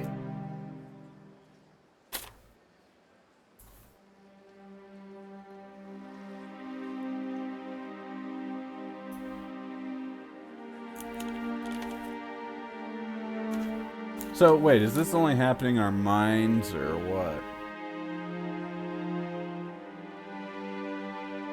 Nah, it's probably real. Clunk. Anyway. Here, Commander. In light of your efforts with the Alcor ambassador, I would like you to have this small trinket. What is it? A small mystery. You know, that's a pretty odd way to say thank you, I have Commander. never learned its use or purpose, but I sense it is time for me to pass it on. And now I must ask you to leave. I have done everything I can for you. I'm pretty sure we could have sex again. Remember my words, Commander Shepard. They will give you strength. Yeah.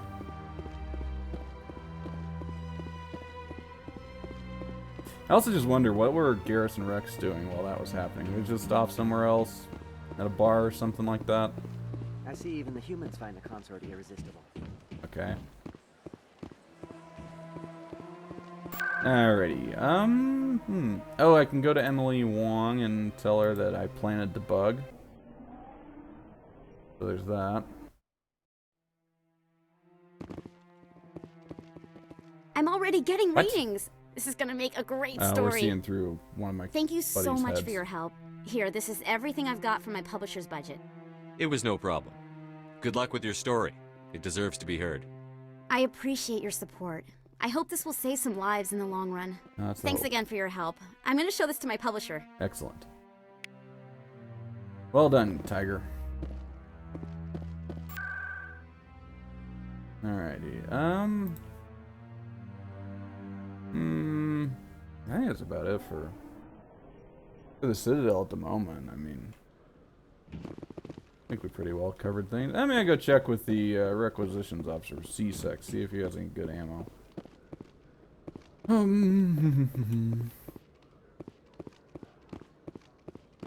Hello, Commander. Show me what you've got. I'll open the rare stocks for you, Commander. Enjoy.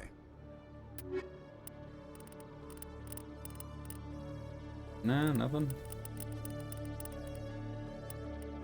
Yeah, well.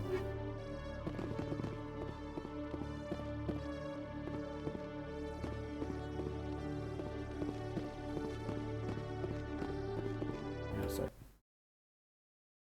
gotta check something.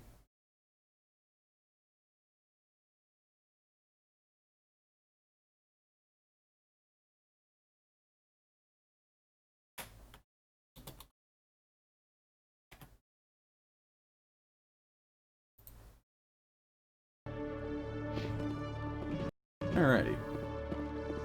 Let's check the old journal. Yeah, we'll see Connor. Okay, that's everything on the Citadel for now.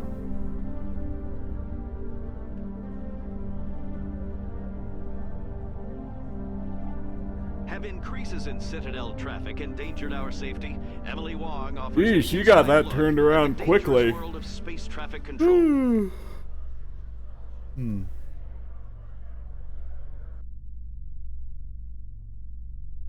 But yeah, a lot of the female characters in these games who have bit parts, Emily Wong, Gianna Hello. Parsini. Oh, hey, Timmy.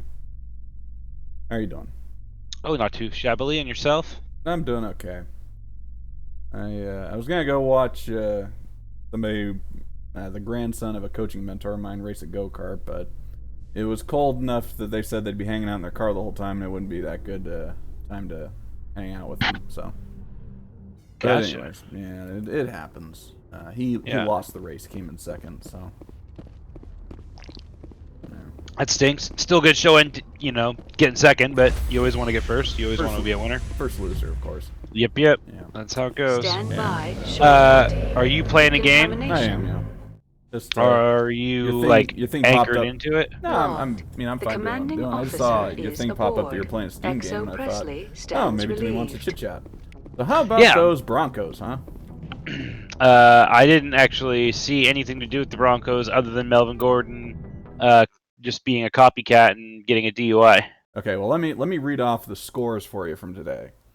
So I know there was some like landslides today, and some shootouts. I know the Texans Titans game was supposed to be really, really good. So the Broncos defeated the New England Patriots 18-12. Oh, the Broncos ended up winning? Oh yeah. Gotcha. Oh yeah. Nobody messes with the Denver Broncos these days, you see. Oh no. Well, so I guess like historically, and granted, the Broncos had Peyton for a bit, but I guess historically, like the Patriots play the worst football that they play against the Broncos, with the caveat of when they're at Mile High, and the Broncos are like statistically like their worst against the Patriots, with the same caveat at Foxborough. So I everything I saw was today had predicted the Patriots to win by like 2 touchdowns. Like I literally think the Vegas line was like 8 points, which is, I mean, that's well, the Broncos kicked 6 field goals and won, so yeah, that's funny. I mean, I don't know. But anyways, okay, so that was the first score, and then Titans over the Texans in overtime, 42-36. Pittsburgh beats the fuck out of Cleveland, 38-7. Didn't expect that at all. I expected Pittsburgh to win, and mightily, but not that bad. That's pretty bad. The one that I couldn't believe today was the clash of the Hall of Famers, the Bucks and the Packers. Are you kidding me? A lot of people were predicting a Bucks win. I wouldn't have expected that blowout. And I was cheering for the Packers, of course, but oh well. Why do you say of course? Because I despise all the idiots who constantly talk about Brady, frankly. Yeah, I don't know. And I've always liked Green Bay a bit. They're that's fine. Small town type team. I like them. I am in the category they're good rivals for us. Yeah. Yeah. I do fall into that category of person though. Like if I had to say like who is the definitive best quarterback of all time, I would probably pick him. Yeah, that's fine. You'd be wrong, but it's okay. Yeah, the problem is all the arguments are pedantic. Like there's nothing like it's tough to argue that he isn't. I don't see how you argue that he is. Because it's a player thing. Okay. He's the best at that position. Message coming in. He's not that guy. Patching it through. He might have the most rings, but that doesn't make you the best. That's a team accomplishment. You don't come off very well. She talks fair. I'm respect, considering Admiral, I'm a soldier, his not a public experience and leadership as part of that package. So when you say when I think quarterback, I'm not talking about just raw throwing skills. Because if it was just a technical display, then it would not even be close to Tom Brady. Shit, Jay Cutler would probably have that category ahead of Tom Brady. There are lots of quarterbacks that I think, as far as actual quarterbacks, I think you know that my analysis is deeper than that too. That I don't come to the ridiculous conclusion that it's just whoever can throw the ball the best. That's fine. So leadership is a part of it. Don't get me wrong. I also think there are people who are better at leadership. Okay, that's fine. So who is it for you then? Oh, I'd pick Unitas. Johnny Unitas? Absolutely. Now, if you want to do the thing that Paul Zimmerman did, where he said, "Okay, the game has changed so much since the rules changed in '78," because the way Zimmerman did it, he said, "Okay, I pick Unitas pre '78, and I pick Joe Montana post '78." Yeah, you know, That's you can talk about that a little bit if you want. I don't mind that so much. You can argue the eras were so different, but my point would be, it was so much harder back then that only boosts his credentials in my book. This is a guy who threw 32 touchdowns just came in over a secure in a channel. 12-game season when offensive linemen could not extend their arms, defensive backs could bump you all over the field until the ball was in the air, and sometimes they'd still get away with bumping you while the ball was in the air. And he threw 32 freaking touchdowns. That is retarded. Top secret, highest level security clearance. Yeah, it's so out of this world. I mean, you can talk about Dan Marino's best season and Brady's 50 and Manning's 55. I don't think they come close to how impressive those ones were. You know, and the receivers didn't have stick-em gloves and all that shit. Which I totally understand, but the caliber of football player in that era compared to, and I'm not saying that Unitas wasn't an absolute all-star and would not have thrived in an era that had that. But where you're saying like they had all these things that made it easier. Yeah. 1 second. Hey BB, do we have anybody else by any chance? Okay. So you're talking about the athleticism of today's player. 1 second, Julian. Sorry, I gotta listen to this. Okay.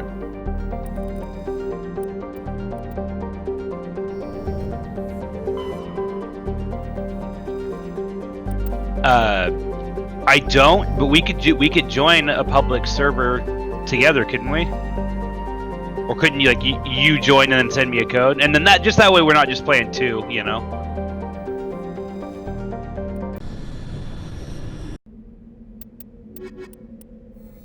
Okay. Yeah. Yeah. Should we get in Discord or? Okay, I was gonna say, yeah, Julian's in here with me. He and I are chatting about football stuff, but you can join as well. All right, Julian. Sorry about that. Yeah.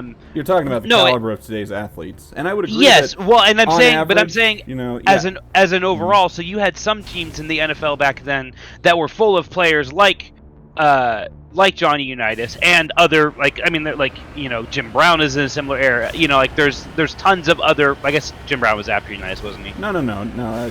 Brown came into the league in '57, retired in '65. So his entire career, Unitas was in the league because Unitas came a little bit before, and then he retired in '73. So okay, yeah. I always thought, I thought Unitas was done by the '60s, but I guess he did go into the '70s. Anyways, whatever. But I'm saying like there were football teams where like most of the players that was not their profession. You know, they were not football players. They were, this guy's a dentist, and this, like football wasn't the same. I don't know how many dentists there were. I put it this way. No, but you know what I'm saying. There were most of the guys in the league early on in Unitas' career. I would say by the mid '60s, most of them did football as a profession. In the '50s, most of them had jobs in the off season or after practice during the week or something like that. You know, Chuck Bednarik very famously sold concrete, right? Yes, it is not like this today where that is all they do. That is true. However, back when, for the meat of Unitas' career, his glory years, there were only 12 teams in the league. So the talent that was in the league, extremely concentrated. So you had a lot of powerhouse teams that, nowadays with 32 teams, the talent is much more diffuse. And it is I totally agree. So much harder to build up when you say the talent, there is more talent. Like I don't think there is a team in the NFL today that doesn't go and play any team before 1975 and beat them 52 to 20. I don't think there's anybody that doesn't just absolutely trounce everything pre 1975. I mean, granted, a time machine situation where we just bring them back from that era or something like that. Yeah, it's exactly what I'm saying. We don't give them years of the same weight training, the same steroids, and the same study and all that we have nowadays. That's my point, though. That's sure, but that's not something. So many variables, yeah. But to just look at that player in their prime, yeah, because like you go look at offensive linemen from back in the day, and they're like the same height and weight as like fucking linebackers nowadays. Some of them were, but yeah, there were others among them who could have easily played today. I think Jim Parker's a great example of that.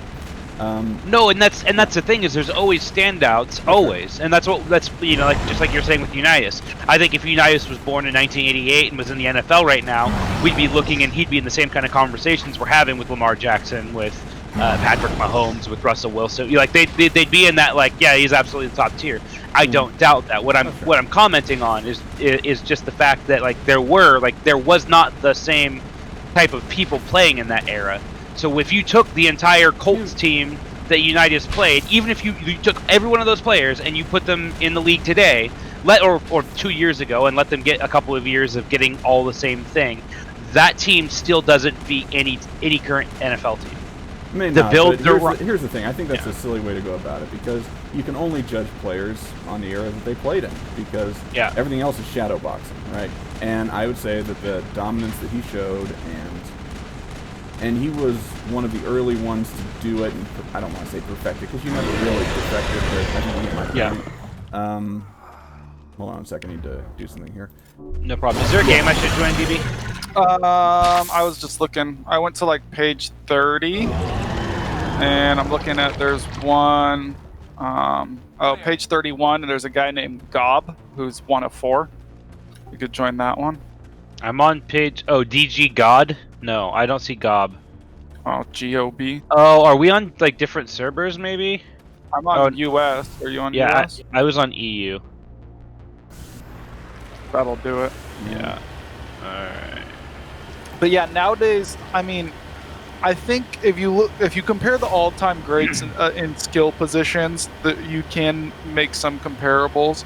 But my page 31 doesn't have that.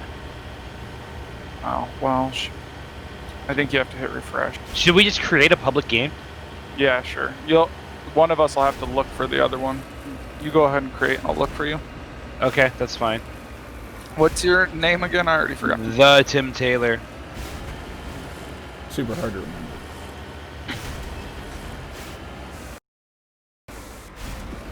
But yeah. Anyways, BB was saying something about skill positions and different eras. Yeah, well, I think if you compare the all-time greats in skill positions, there are some comparables across eras. But one, the linemen, just the size and strength and speed of modern day offensive or defensive linemen compared to 50 years ago is not comparable. And then they're more comparable than you would think. I mean, Deacon Jones was 6'5" and 260, 270 in the 60s. He didn't come. Yes, but again, he's the standout, not the average. And we're talking about the average. I mean, that was not that far above the average back in those days. Okay, there were some guys that were 6'2" and played defensive end, but you did have bigger guys. The offensive line is where you had those 250-pound guys in the 70s still. But the thing is with them is that they're smaller than today's offensive linemen, but they also had to block with their shoulder pads and their elbows in. I mean, you imagine today's offensive tackles trying to block without extending their arms? It would be insane. They couldn't possibly do it. I mean, and that's partially because the game has changed so much because they could extend their arms and pass protection got so much better and all that jazz. But I just don't think that when the game changes enough over a few decades, you can't compare the aspects that aren't the same, is my point. It's hard to compare the work that offensive linemen used to do in, say, the running game. Because back in those days, they could have bigger splits, which makes the running game easier than they have today. Defensive linemen could be moved more easily because they weren't as big and strong, right? Stalemate tends to favor the defense, which the defenders are very good at getting. So I compare what we can compare, and what you can also always compare, regardless of position, is how dominant somebody was compared to his peers. How much did he stand out? Sure. That's always something you can look at. But going back to Brady, I would say you don't even have to bring up the United if you want to find someone better. I would pick Manning over him. Because in terms of individual honors and records and such, I mean, Manning crushes. I mean, Manning was voted first team All-Pro 7 times. That is to say, at his possession, 7 times he was the best that season. Brady's had that 3 times.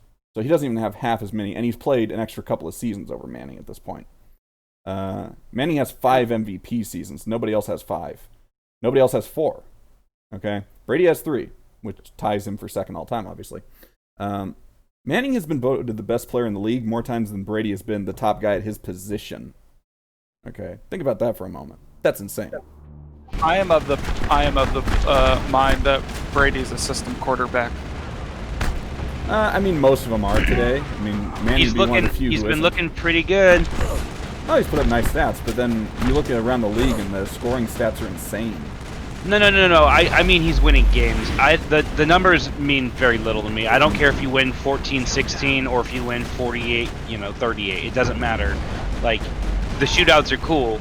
The fact that you could get your team there is what I'm talking about. And that's... I put so much extra into that, I guess. Well, yeah, but again, winning is a team accomplishment. Yeah. I mean, you can examine guys in the clutch, and certainly Brady's good there. There's no doubt about that. Nobody will deny it. But no, and that's true. And I'm like, I don't know. I think I'm a little bit biased. I can hear you twice, Tim. Well, yeah, it's because we're in Discord together. Well, oh my God! I just realized I was yelling my football thing into our fucking whatever thing. Your whatever thing. Yeah. Yeah, sorry about that. Apparently he doesn't have a microphone, and that's why he's filleting me. What? I'm being Is this in a game that you're playing? Yes. He's just in front of me, moving his head back and forth. It's yeah. I mean, this makes Mass Effect sound tame. I mean, you can get drunk and screw in this game, but geez. It's a ghost hunting game. Uh-huh. You want to come hunt some ghosts with us? And the ghosts will flate you. Can I kick people, BB? They'll kill you. I think you can. Yeah, it looks like I can. I have little red X's. Should we kick both these level 1 people without microphones going into an intermediate asylum? Yeah, probably.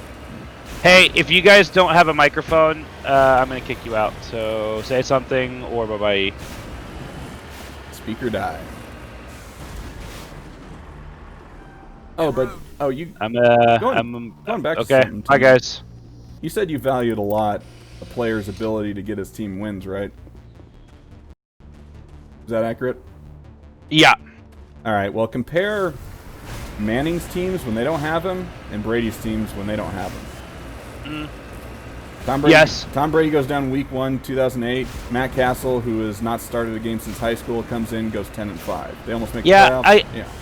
I totally get it, and that's awesome. I get that Bill Belichick is also the greatest coach of all time. Yeah. Or really in the conversation, he is this era of the last 20, 30 years. Yeah, I'd say yeah. So. Yeah. Anyways, but not only that, so when Manning went down for a season, and they had months to prepare for this because they knew in the offseason he wasn't going to be able to play, what the Colts do? 2-14. Yeah, a team that won the Super Bowl 2 years earlier. I get it. When Brady was injured, Matt Castle won 10 games. Yes, Matt Castle won 10 games. Matt Castle won, I think, 8 games or 9 games for the Vikings. He also had a season with the Chiefs where he went 11-5 or something like that, right? Yeah. With Andy, it was Andy Reid's first year, wasn't it? No. Todd Haley was still there. Okay. Don't get me wrong, Matt Castle is a perfectly serviceable, decent quarterback and all.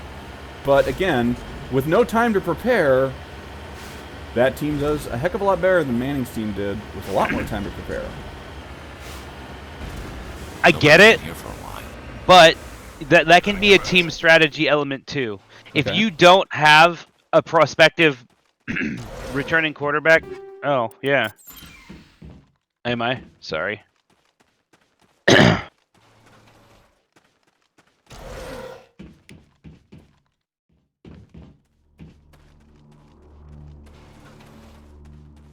Yep. According to these data logs, yeah, cool. the survey team okay, boys. Some kind of alien technology. Oh, that means I have to be rated PG-13. The excavation site. Anyway, sorry. Oh, I was gonna say, Julian, the team tanking a season may have more to do with management than it does the like if they thought they weren't and they knew they weren't going to re-sign Peyton Manning, they now immediately are in need of a franchise quarterback, and the best way to do that. All those games. I think that there was definitely a lot to the suck for luck mentality. Yeah. I don't know. Maybe I'm not saying that they threw all of them. I know that there are still guys that are competing. Oh, I'm sure. But I'm sure there are some. Guys I think that management hard, can lean on coaches to make bad decisions. To kind of angle things like that. I kind of doubt that because Jim Caldwell and his staff got fired after that season, so I don't think that's how it went. Yeah. You know, it would be a, hey, you suck enough to get us this guy, we'll keep you. So I doubt that. But I won't deny that. And that's true. Look, players, there are some players who don't play as hard when they know they have less chance of winning. I'll admit that. It demoralizes the organization. But that didn't happen with the Patriots.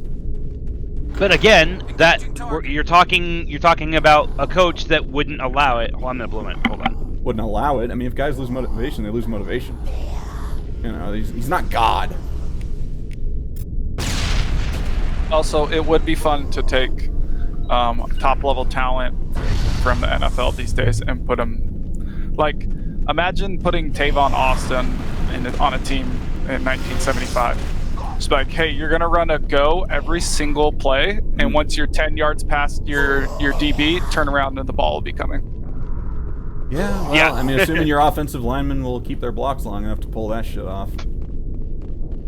Well, he runs like a 4.2. It doesn't take very long to beat his DB back in 1975. Maybe not, but if Mel Blount gets a nice jam on him. And if we're taking a whole team. Oh, you're taking the whole team. Okay, I see. Okay, I thought you just. Because then yeah, like who was like Randy White was a Hall of Famer, and he was like 250 pounds. He'd get blown off the ball every single play. They'd find a different position for Randy. Guys like him, guys like Dick Butkus, you will find a spot on your football team for. You know, they are just those kind of guys. He'd probably get moved to like strong safety or something. Well, they'd feed him enough and, you know, have him lift weights enough that he'd have gained some weight, you know. They'd have figured something out to get those guys on the field. Some guys are just animals. Lawrence Taylor, doesn't matter the era. I don't care what happens in the future. We'll always I think Lawrence Taylor should have been in this era. I think he would have been more destructive in this era than he was in his own.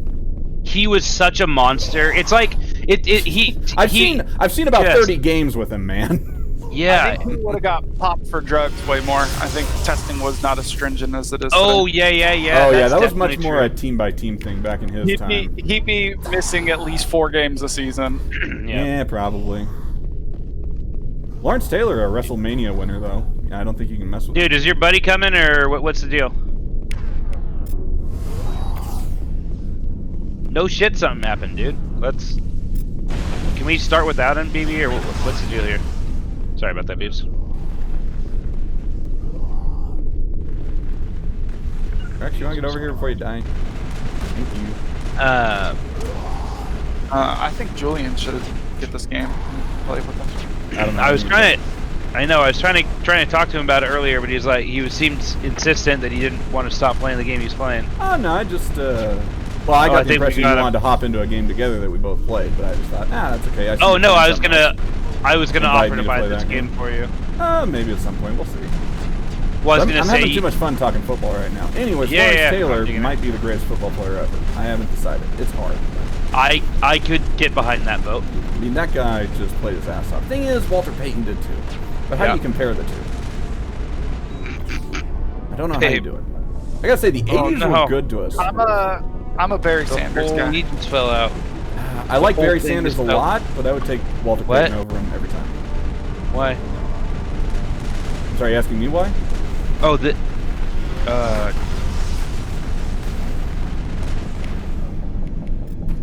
yeah.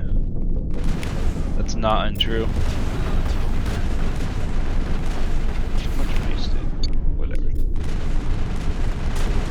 Oh, no, these were the 2 for $5 ones. Yeah. I just need to go back to spending $10 each. And just... we'll just wait. That's also true. Maybe you're still here. What was that? Okay, I just wondered. Because Timmy was talking. It sounds like he was talking to nobody. I was talking to Emma, sorry. To nobody. I am in full Ray Parker Jr. mode right now. Whatever that means. He wrote the theme song for Ghostbusters. Oh. So I've never been to this island. Feel good. So at any rate, I would pick Walter Payton over Barry Sanders. So hey guys, have you played this before? Not that I dislike Barry at all. I mean, I love the guy, but Walter's just more complete. He actually retired as Bears' all-time leading receiver. I think Barry's more fun to watch. Oh yeah, absolutely. He makes guys miss, and like he's flashy. He's spectacular. You know, if you're going for a entertainment level player, I think it's hard to argue. Now. It's hard to argue against Barry Sanders. I'd have to think pretty carefully about this that. Place is so eerie. I don't know. Who could possibly be that guy? I don't know that anybody could. He's right up there. And I know it's not like a. It's not the same as best ever, but. Yeah, it's not a great argument, but ultimately I watch sports to be entertained, so if an athlete is entertaining, I give them credit. Oh, sure. I mean, John Cena isn't the best wrestler, that's for sure. Or, sorry, he's not the most entertaining, rather. I actually, we're on the right-hand side of the asylum, kind of, as you come in. Right hand, maybe center. Why do your games always involve islands, Timmy? Huh? Why do your games always involve islands? Not an island, an asylum. We're in a like abandoned asylum. Oh, okay, fair enough. Wait, were they calling us? You. Now I'm ready.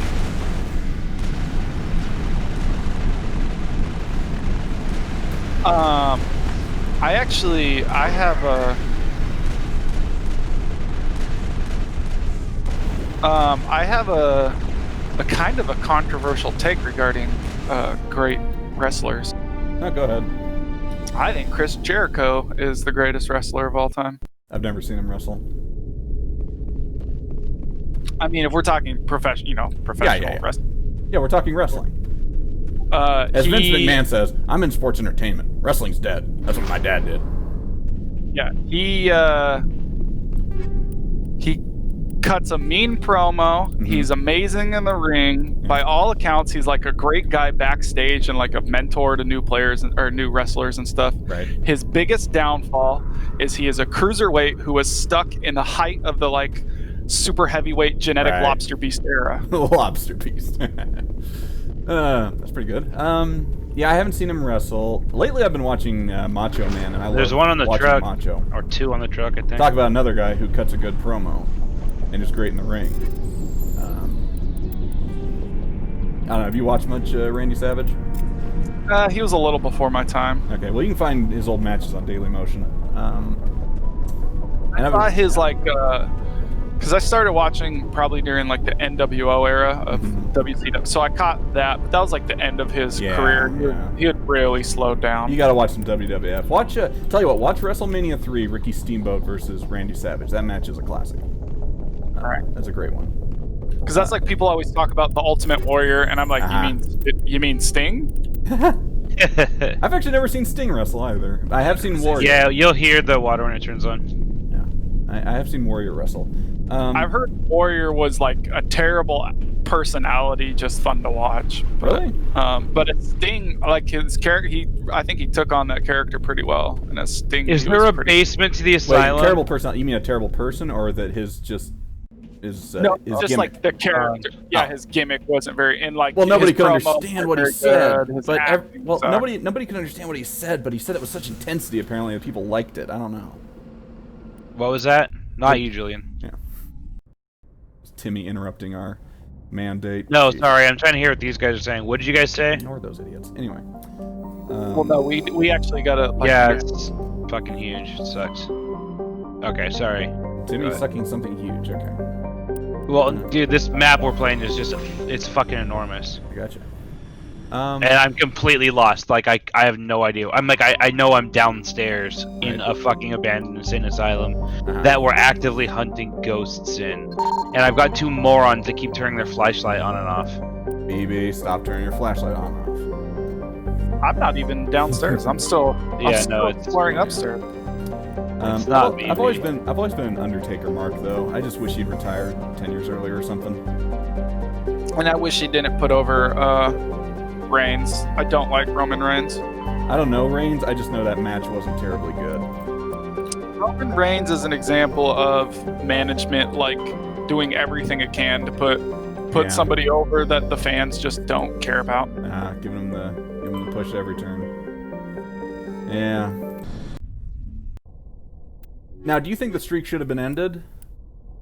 Or should he have just retired with it intact? It should have ended.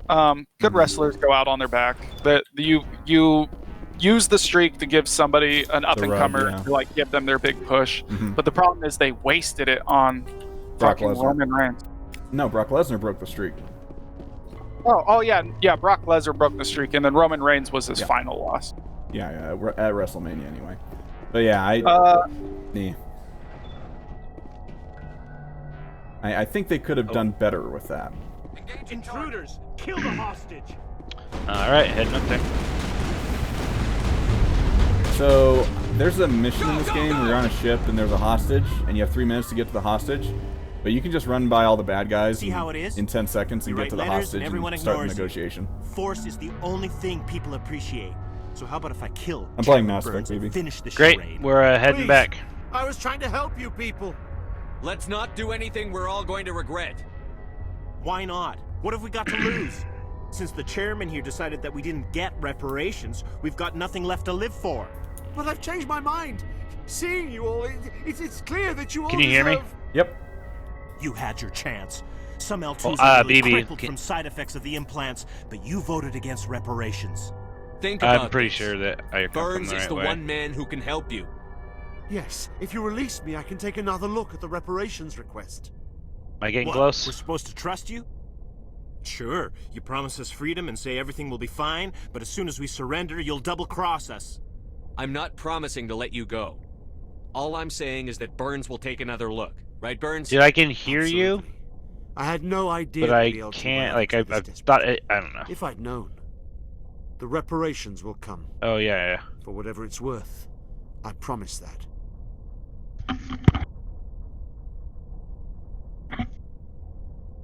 Oh. You're right. I don't want to die. Maybe something will happen. You have the this time. EMF reader? You go We with surrender. BB. I'll go find your buddy. Sounds like they're talking about an EMF. I thought I was dead when they took me. Hey, tropical I'll guy. see to it that the Where you reparations at? discussion is reopened. I didn't know they were so desperate. Oh, then Tilky or whatever the Fifth fuck Fleet your name Cruiser was. will Where be you by at? shortly to pick you and the prisoners up.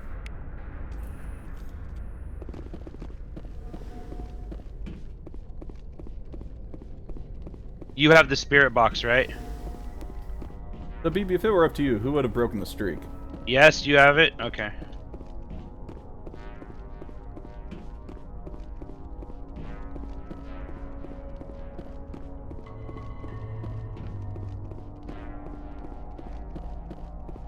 Yeah, just follow me. I'll show you where it is. BB?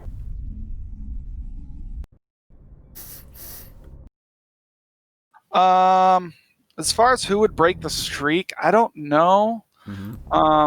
Maybe Daniel Bryan. Message coming in. I've heard good stuff about him. Patching it through.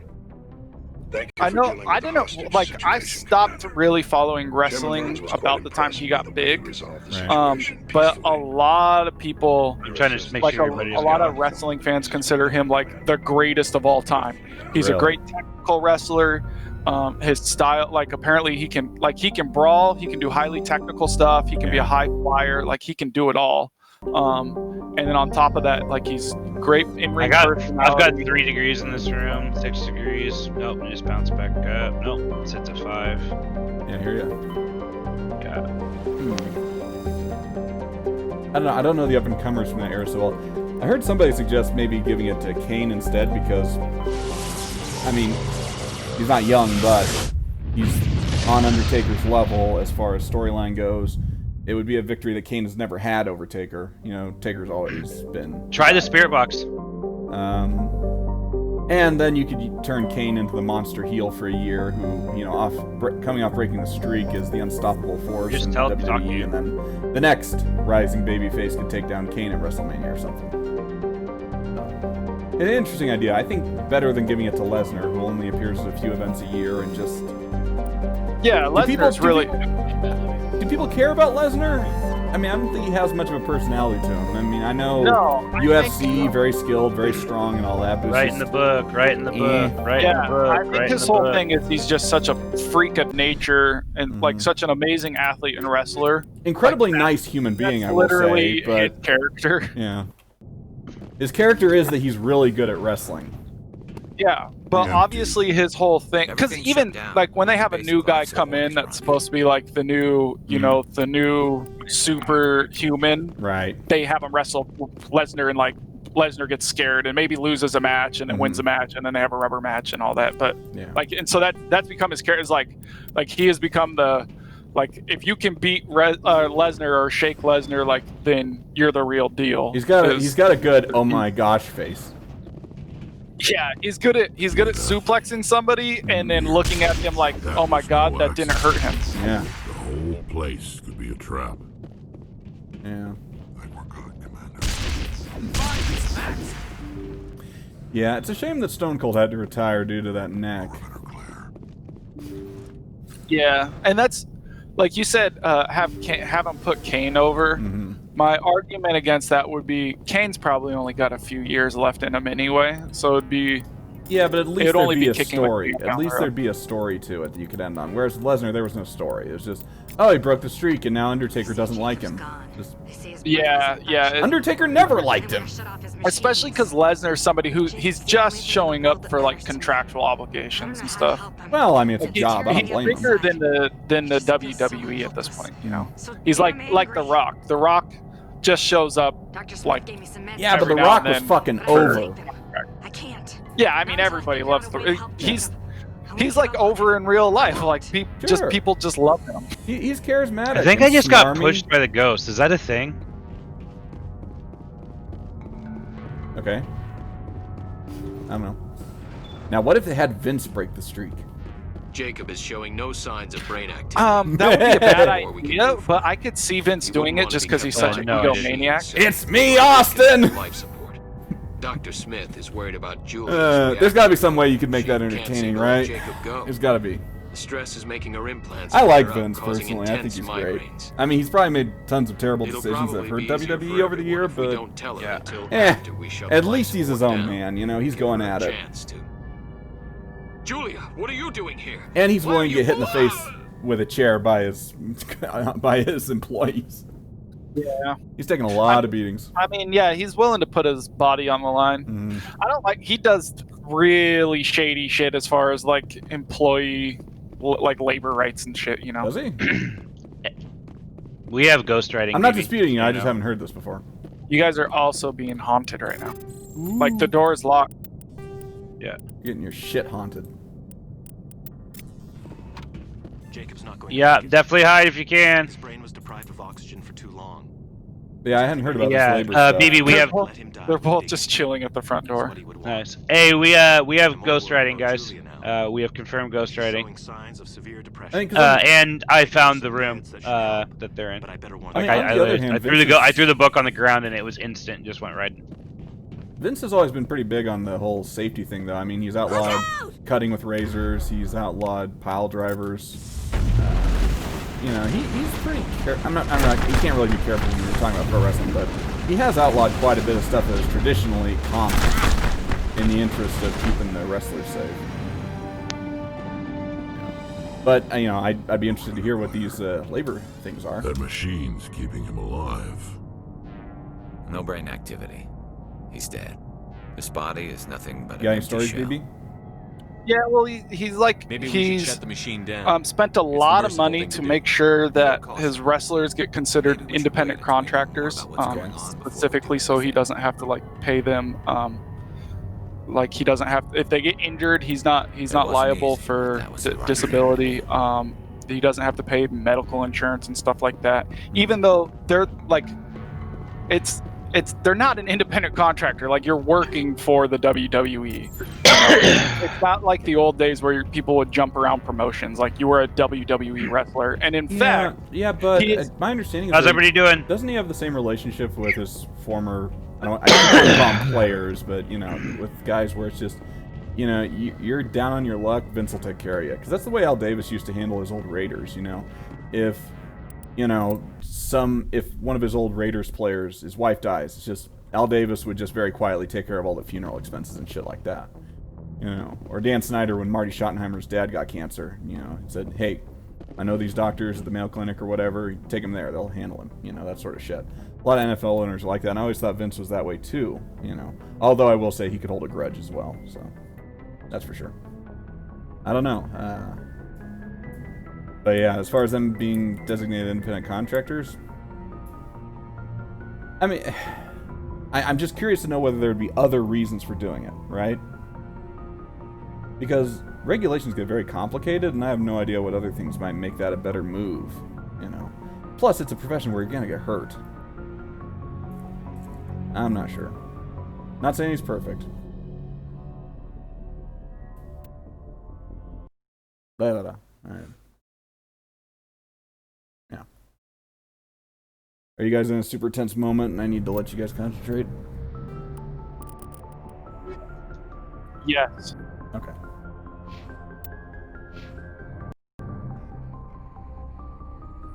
Yeah. Yeah, it's there's a very, very pissed off ghost trying to kill us in this insane asylum. Shit. Yeah. And so you have to like run and hide from it. And some ghosts can come through walls. It doesn't appear that this one can, because I've heard it moving around by me a couple of times. But yeah, I can hear it stomping around in this hallway. This ghost, is it player controlled? No. No. Are you clicking stuff, BB? I am not. Okay. So check in, check in. Wait a second. You can hear my clicks? No, that's somebody's like clicking their flashlight. Oh. I thought I'd calibrated Discord so that you couldn't hear that. Message coming in. Patching it through. Normandy, this is Alliance Command. We're detecting your presence in the Attican Beta Cluster. One of our surveillance drones was gathering intel on Geth activities in the region when it was spotted and shot down. You need to go ground side and recover the drone's data module before the Geth find it.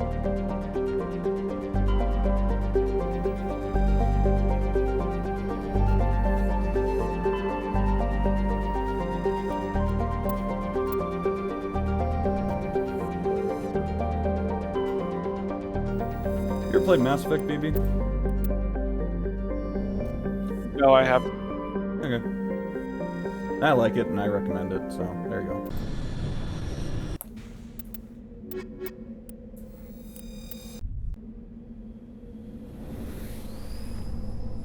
The ghost still on the loose?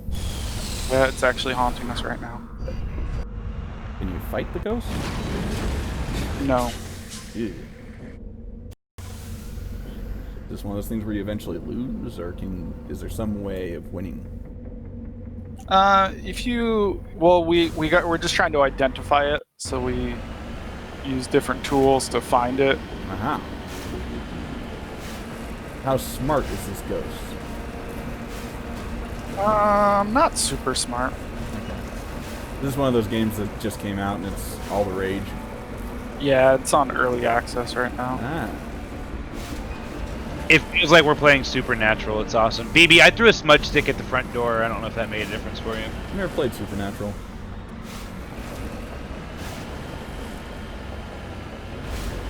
Oh wait, that's the show with the two guys that chase demons, right? Or was there a game Supernatural also?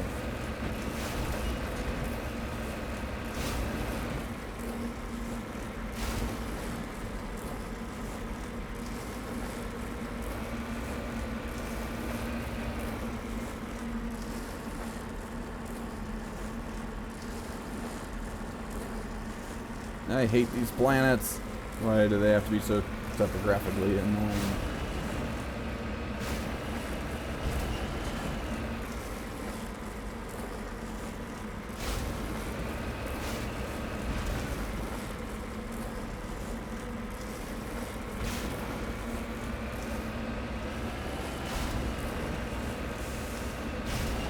Come on, there we go, there we go.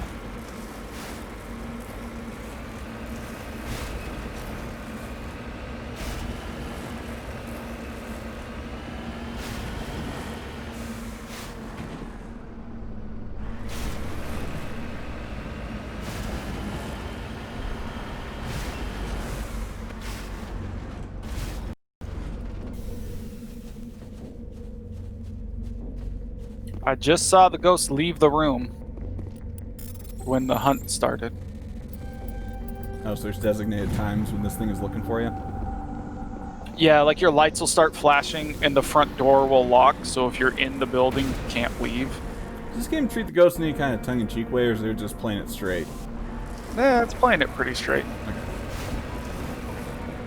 Usually you can't see it unless it's like super high levels of activity, such as during a hunt. Okay. Are there different personalities of ghosts? Do you have some ghosts that are just kind of sad? Other ones that are psychotic? No, basically they all chill in one room or a series of rooms in a house or a building. You gotta find it, look for clues such as like freezing temperatures. So you're literal EMF ghost hunters, right? Yeah, you're like doing the ghost hunt show, but in real life. Gotcha. And then if you piss it off enough, it will hunt you. So it becomes visible, it will chase people, and if it gets to you, it will kill you. Instantly or inevitably or what? Yes, if it gets you, you're dead. Wow. Huh, sounds pretty powerful. I saw somebody's flashlight going into the room, and then the ghost is now chasing them. Hopefully one of these kids It dies. sounds like a good mechanic to bring to Left 4 Dead, just this ghost stuff. Randomly, all the survivors' flashlights turn off. They start getting confused. Then the fucking ghost comes for one of them.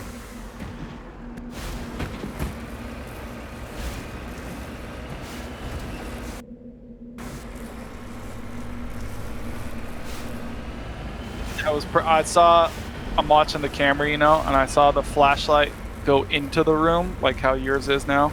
Like I could see the beam. And then it started flashing, and then the ghost walked out of the room, and I was like, yeah, they're fucked. So, wait a second. If you die, what kind of spectating options do you have? Can you free cam? You're like a ghost, and you're in the spirit world, and you walk around it. Oh, so it's basically a waiting room. You can't see the game still?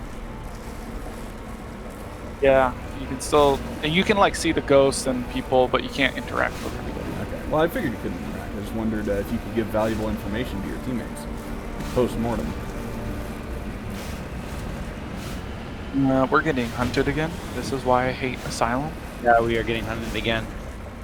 By the time you find it's the room, killing me. I'm dead. It just came through the door. We had the door closed. I mean, it is a ghost to me. Yeah, no, I know, but like that's there. Oh, there it goes. Yeah. So, dude, I had the crucifix too. That sucks. Did you throw it at him? Isn't that for vampires?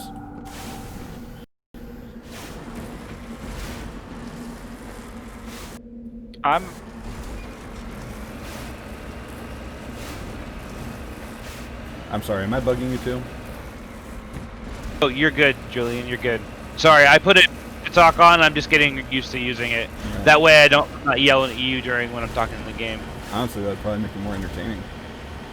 BB, do you want me to guide? I can walk him back if you want, but he can't hear me. So, BB, do you want to like have me guide you to guide him? I'm gonna look at the map and I'll guide him that one. Oh, I forgot you can see the map thing. I was gonna say, yeah, it's easy.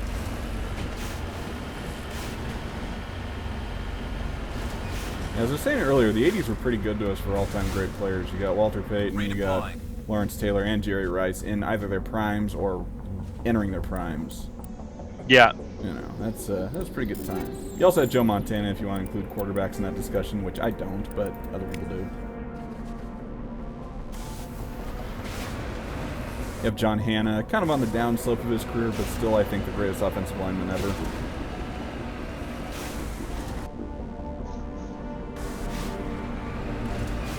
Dwight Stevenson was there, too. Oh.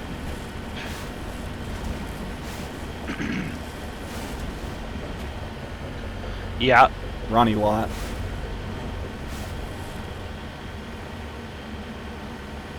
Gotta love Ronnie.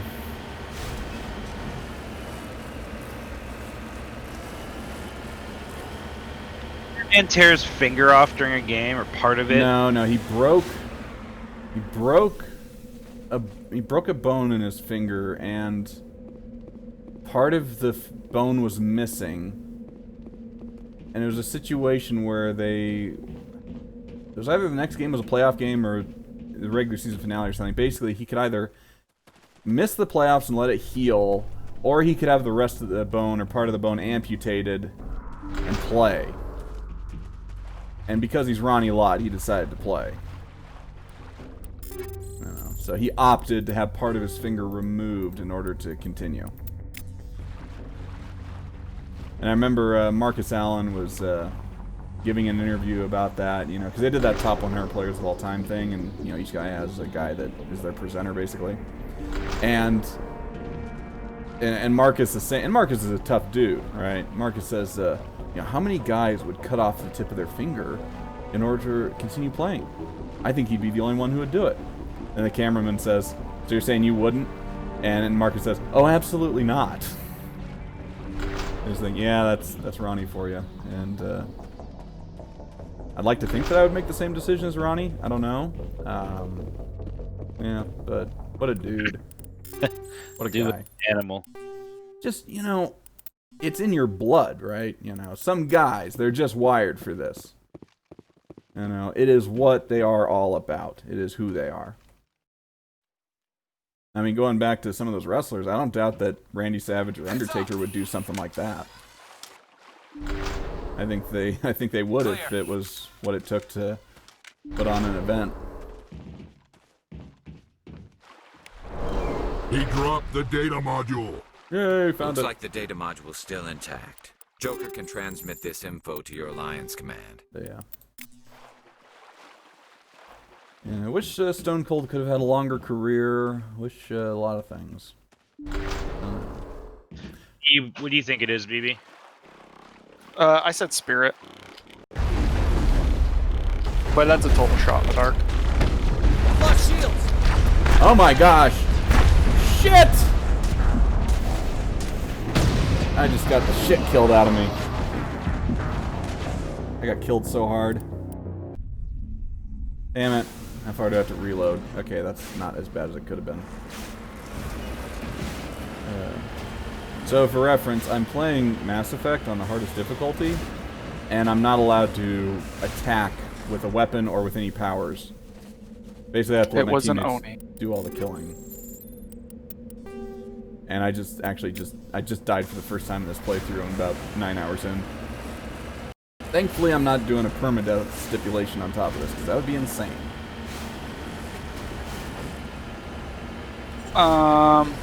Alright, I gotta leave this Discord because I can't hear in the game when we're talking in this. Fair enough. Sounds good.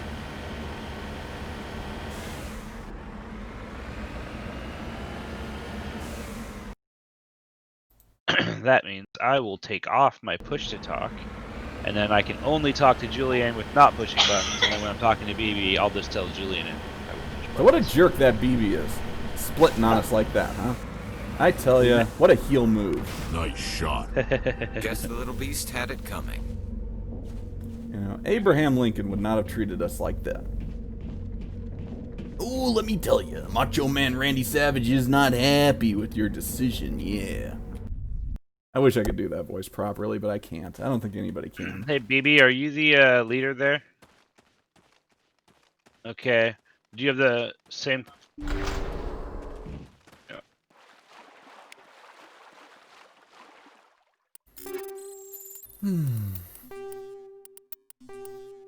I believe in this server's handbook, it says you have to have a microphone to play. Hey, Timmy. Yeah, bud. You know that saying, history is written by the victors? Yeah. You know how you know that's not true? No. How do you know? Because they're French historians. Okay.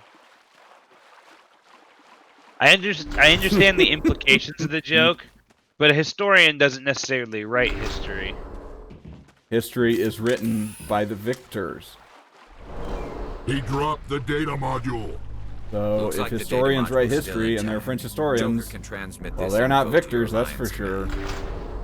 I think it's a pretty tight line of reasoning.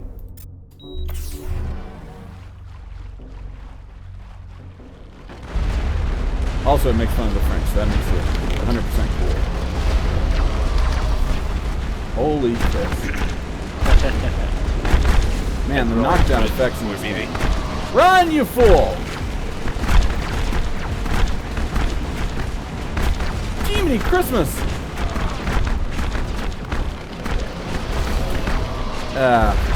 Forget it, I'm just gonna load. Oh wait, I might make it still. I pulled a boss move! Haha, suck it! Yeah. Can't stop me. I'm the gingerbread man. Oh yeah.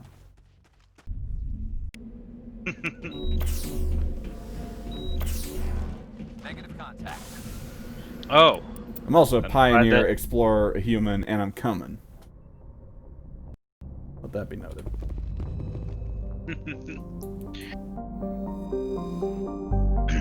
What's it called, BB? Julian, did you have to do safe schools? Do what? BB's saying it was a thing called safe schools. It's like an online training for school. To train you about what? To like how to handle the new virus stuff or just other dumb politically motivated bullshit. I mean, we had an in-service that was devoted to it. Huh. No, BB made it sound like this is like a training thing you have to get done. Oh, they required us to do about 4 hours worth of online anti-bullying, anti-kids not feeling so hot about themselves stuff. Yeah. Did it have like sexual assault stuff in it too? Yeah, kind of. Okay. I mean, most of the students maybe talk that's about how what it they're is. bullied for being gay or whatever. Gotcha. You know, that sort of thing. I actually, because one of them, it's kind of a graphic role-playing game, and you can type in your responses. So I typed it in as if I was a 1920s movie detective. Okay, listen, see, our man Fabian here, he's not doing so well with the other young kids. Okay, so this is what we're going to do. This is a straight poop. I decided to undeafen until we get people to start the game. Yeah, so my 1920s detective is talking shop on how we can help our young gay student not feel so bad about himself and get bullied, you know. So that was fun. Not that anybody would ever see what I wrote, but I decided to do it. It kept me from going mad, you know. Stupid online training bullshit. Wasting my damn time. I don't appreciate having my time wasted. That's how I feel about these videos I'm watching now. This one's literally like a practice question is like, a student has hepatitis B and he's bleeding in your classroom. What should you do? I mean, talk to him about how God hates homosexuals, of course. Oh, I thought we were supposed to lick up any blood spills. Well, to contain the hepatitis No, because the hepatitis will kill you. You have to lecture them about morality first before you die from licking the hepatitis blood.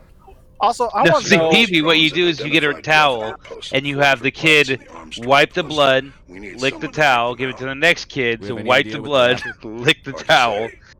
And then they just build an immunity. Yeah. You gotta make sure every kid spreads it.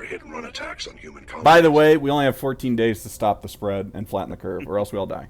It could be the first wave of an invasion. Yeah. Let's hope not. I don't know, man. There are people around where I live, because I live in a rural community in Kansas. That says all this will be over November 4th.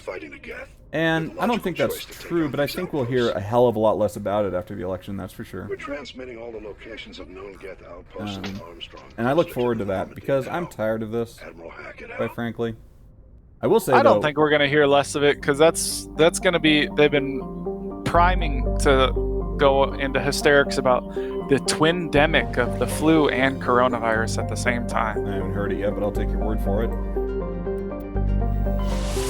So we're going to hit flu, and they're going to be like, oh, everybody's dying. If you're not dying of coronavirus, you're dying of the flu. I don't know, though, because the thing is that why has it been the big deal that it is? Because a lot of Democrat governors and Democrat politicians think that it'll hurt the president's chances. Which I don't think that it has, but they believe that. you just look at the states that are on lockdown. Democrat governor, and so on and so forth down the line, pretty much. And people don't like this crap. I think once the election's over, it won't disappear. It won't be gone instantly. Hell no. We'll still have to deal with it for a while. But I don't think it'll be in your face all the time. It's gonna kill all of us. Shit,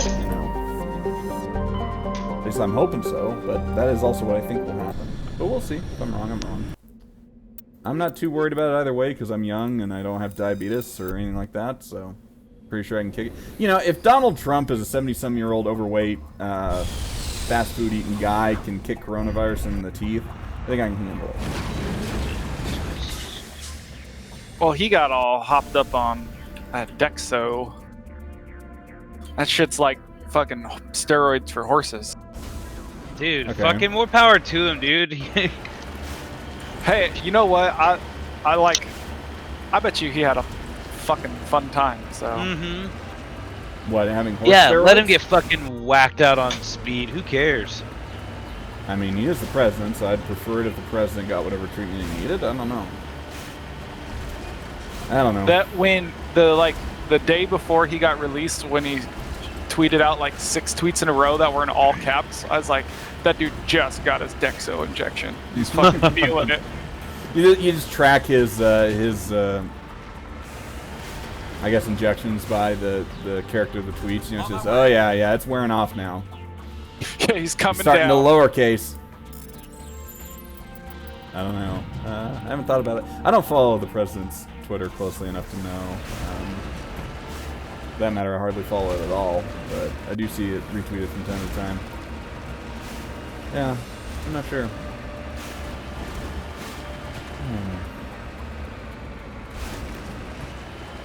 I try not to follow his Twitter, but some of the people I do follow just care way too much about what he says on Twitter. Yeah. Who do you check out for news and stuff, Beebs? I'm all over the place. I like to mix things up. Yeah, but just for example, who? I try and grab a little bit of kind of all sides, or at least some of it. So I'm usually with The Hill as far as just news, and then Tim Pool, Steven Crowder, or Jimmy Dore, just because they're kind of each take. Obviously, Crowder being way right, Tim Pool being middle right, I guess, and then. I mean, Tim Pool he's mostly the left. It's just he's big on free speech. Yeah, but I listen to him a lot, and I think he labels himself that to keep a small chunk of his viewers. I don't think he actually sits there anymore.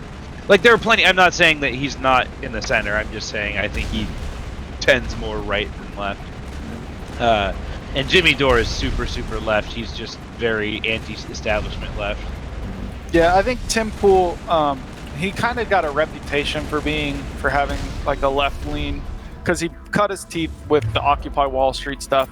Yeah. And he is kind of anti, he has an antagonistic relationship with the government, which obviously a lot of leftists do, anarchists and stuff like that. Wait, but I do leftists think are anarchists? What the hell? Yes, anarchists are leftists. Anarchy is the farthest left of the spectrum. That's okay. You know I am.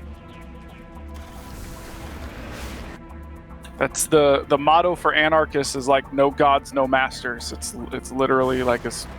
Well, I don't think anarchy would fit there on a right-left right-left line, right? And I personally, I don't like the right-left dichotomy because I think I don't know. I don't think it's it obliterates nuance. Put it that way, right? For sure. It's too simple and it doesn't make a whole lot of sense. Because if massive government control and communism and so forth aren't on the left, I don't know where else you put them. Because that's typically been the right thing: small government, limited powers and so forth. It's just okay, fine. On the other end of the scale, you have super powerful government that can do whatever, is in charge of everything, command economy and all that jazz. I think. Have you ever seen The Political Compass? I mean, I don't know the name. Are you talking about the it's like the 4 quadrants. Oh yeah, I've seen that. Yeah. I mean, I think that's a little bit closer, even though that's still pretty better. It's ridiculous. I mean, it's better. I don't know. I think Because you're right that like if you tried to just do like a left-right spectrum, now you've got on one side you have like libertarians and monarchists on the same side, because they definitely don't agree on a lot of things. Maybe not, but and then like you said, I don't know. Hold on a second. If a king is in charge, he can't handle everything. You know, I mean, now it's true he could set up a ton of offices. I mean, that's what the founders accused King George of doing, right? He has sent hither swarms of officers. You know. Basically, he's getting too involved with our lives. We don't like that. Also, he sent the merciless Indian savages upon us. And other stuff, too. And he burned our coasts and all this jazz. I've been noticing lately I say all this jazz quite a bit.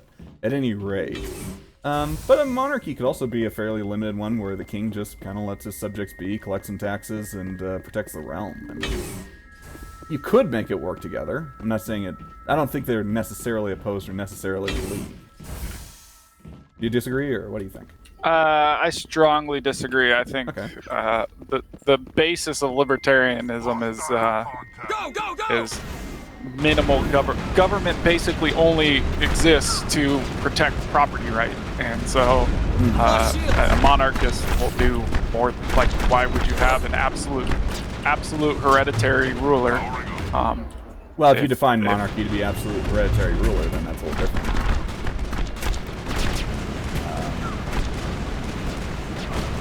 And then there's also political ideologies. I mean, fascism is probably the best example that kind of totally defy the left-right paradigm, because they operate like they look at the world through a different lens, and it's not as simple as like Nazi Germany privatized some industries, but nationalized other industries. They did some policies that would be considered leftist, some that would be considered right. But but it's because they weren't. What's that? What right policies would you characterize them as having? They privatized a whole slew of industries. Which industries? Off the top of my head, like you're kind of putting me on the spot. I am a little bit, because I'm curious. I honestly don't know in particular. My impression of one of them was that they marshaled quite a few of them for war purposes. Basically said, yeah, you produce this many shells, this many bullets, and so forth. I think the characterization of fascism, or at least Nazism, as right-wing, I don't think makes a lot of sense at all. Well, I don't either. I think that people misunderstand that fascism is not a political ideology. It's almost closer to a religious ideology. But it's. I mean, it's atheistic, but yeah. Yeah. It does attempt to answer the ultimate question, right? Yeah, but it's not it's not trying to figure out. So political ideology is ultimately about the most effective way to distribute. It's trying to deal with the issue of scarcity, and what's the most effective way to deal with the issue of scarcity, and who deserves what, right? And so so say a communist says we need to distribute it equally amongst all the workers, and a libertarian says you earn what you make, and then there's all the other different things. And fascism, though, it's not an ideology that's designed to understand or tackle the concept of scarcity and how to distribute goods. That's not its aim. I mean, it's definitely very focused on acquiring goods and territory. You see, that's definitely the less interesting part of Nazism is the home life. What's always more fascinating is how they handle things internationally, because it led to the greatest conflagration in world history, and that tends to steal the spotlight a little bit. Yeah, definitely something I need to read more about.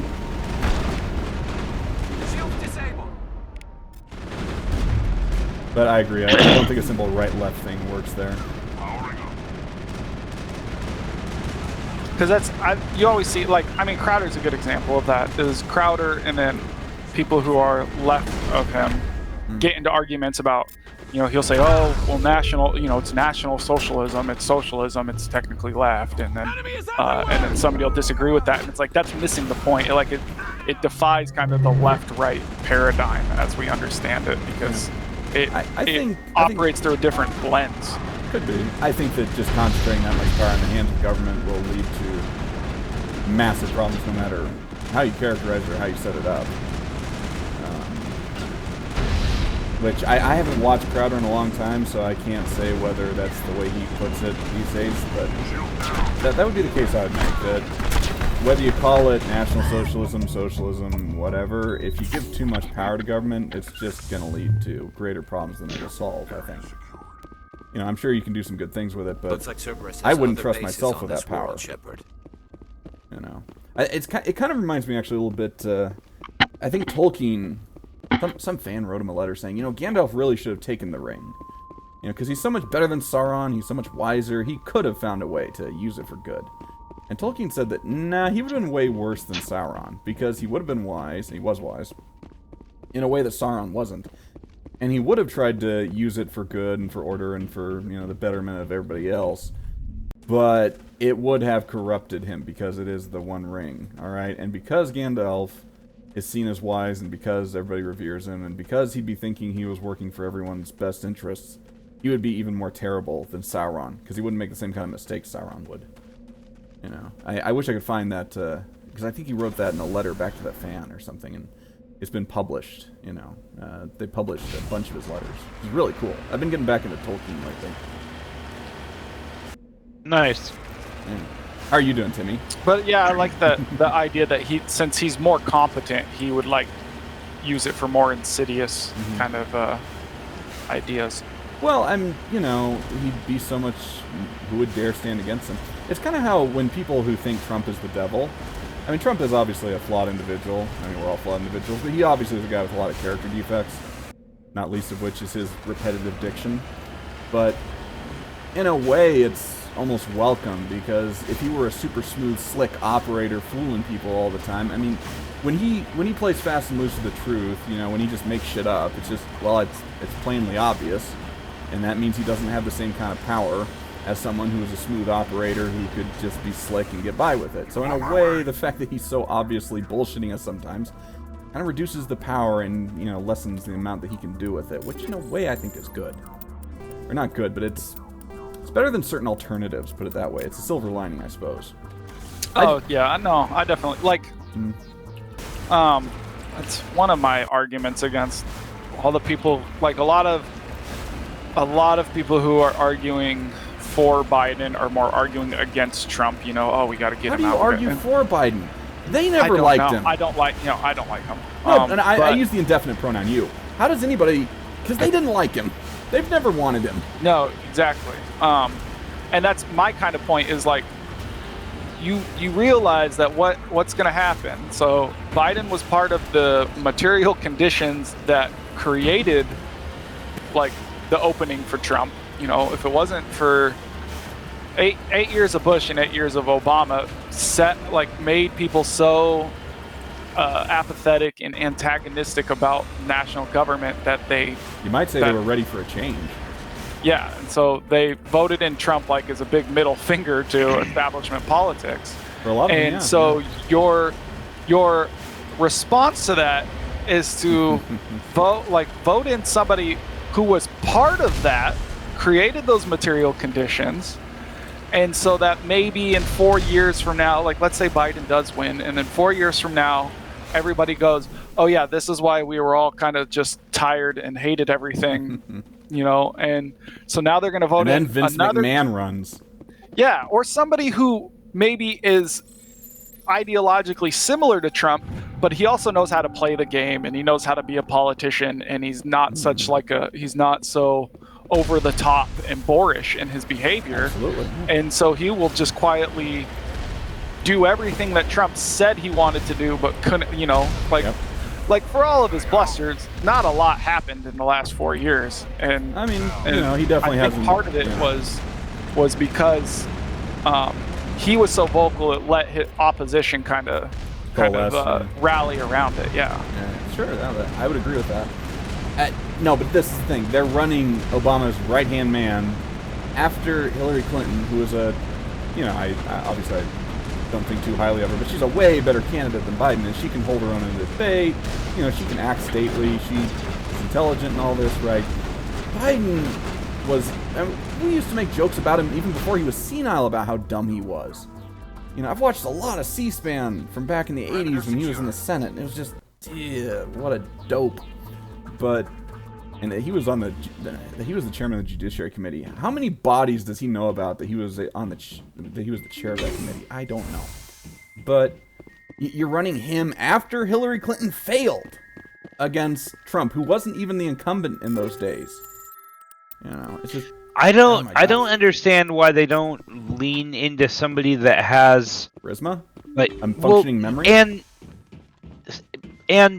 isn't just I guess it's because they're rotten that they're the ones that get picked. But it's like when they were starting to shuffle out candidates in the beginning, I didn't look at any of the candidates as being worrisome except Tulsi Gabbard. I thought you might mention her. She has some spunk. It's just like that looks like somebody who is competent and could convince people way more people in the middle to go her way than another way. They had to get her out of there quickly because she was making someone look bad. But yeah, no, she's an interesting gal. I don't know. We'll see what her future holds. I think she has interesting ideas, but I don't know. Some of her. And to be fair, this is like most Americans, probably most people in general, but it's like I feel like some of her ideas are kind of not internally coherent. She there's maybe a little bit of cognitive dissonance with some of her stuff. Could be. Now, and let's also not forget. But like I said, most people are like most people have incoherent political ideologies. Oh sure. Well, no, they're on one team, and the bad people are on the other team, and they know which team is which, and the obliteration of nuance worries the hell out of me. I was telling a German friend about this recently. She asked who I thought would win the elections and who should, and I said I think Trump will win, and I think given the choice, I'd pick Trump. But I'm not I'm not super thrilled about either guy. I wouldn't trust anyone with the amount of power in that office. And then I was worried about the fact that too many people seem to regard their political leaders as deities or maybe demigods, but everything they do is right, or everything they're the devil, right? And they don't think about it. They don't look at issues critically. They know who's on which team and whether to cheer for him or not. It's almost like wrestling, right? Okay, this guy's the heel because he's done all sorts of heel shit, sort of deal. And I think that's pretty unhealthy for us. I don't think regarding these people is beyond human a good idea. Even if that's not explicitly what's going on, it seems to be what's going on. Yeah, for sure. Was that an incoherent belief? No, I think you really nailed it. I think Kamala Harris and her whole K-hive, all the weird dead enders who are all about Kamala Harris and they don't even really care about the party at large or her policies or her political strategy or anything like that. That's wild. You shouldn't be. I'm gonna even switch gears. I'm gonna go to Ruth Bader Ginsburg. If your Supreme Court justice is a celebrity and a cult, a cultural icon, that's a sign that you have a very unhealthy, an unhealthy judicial system.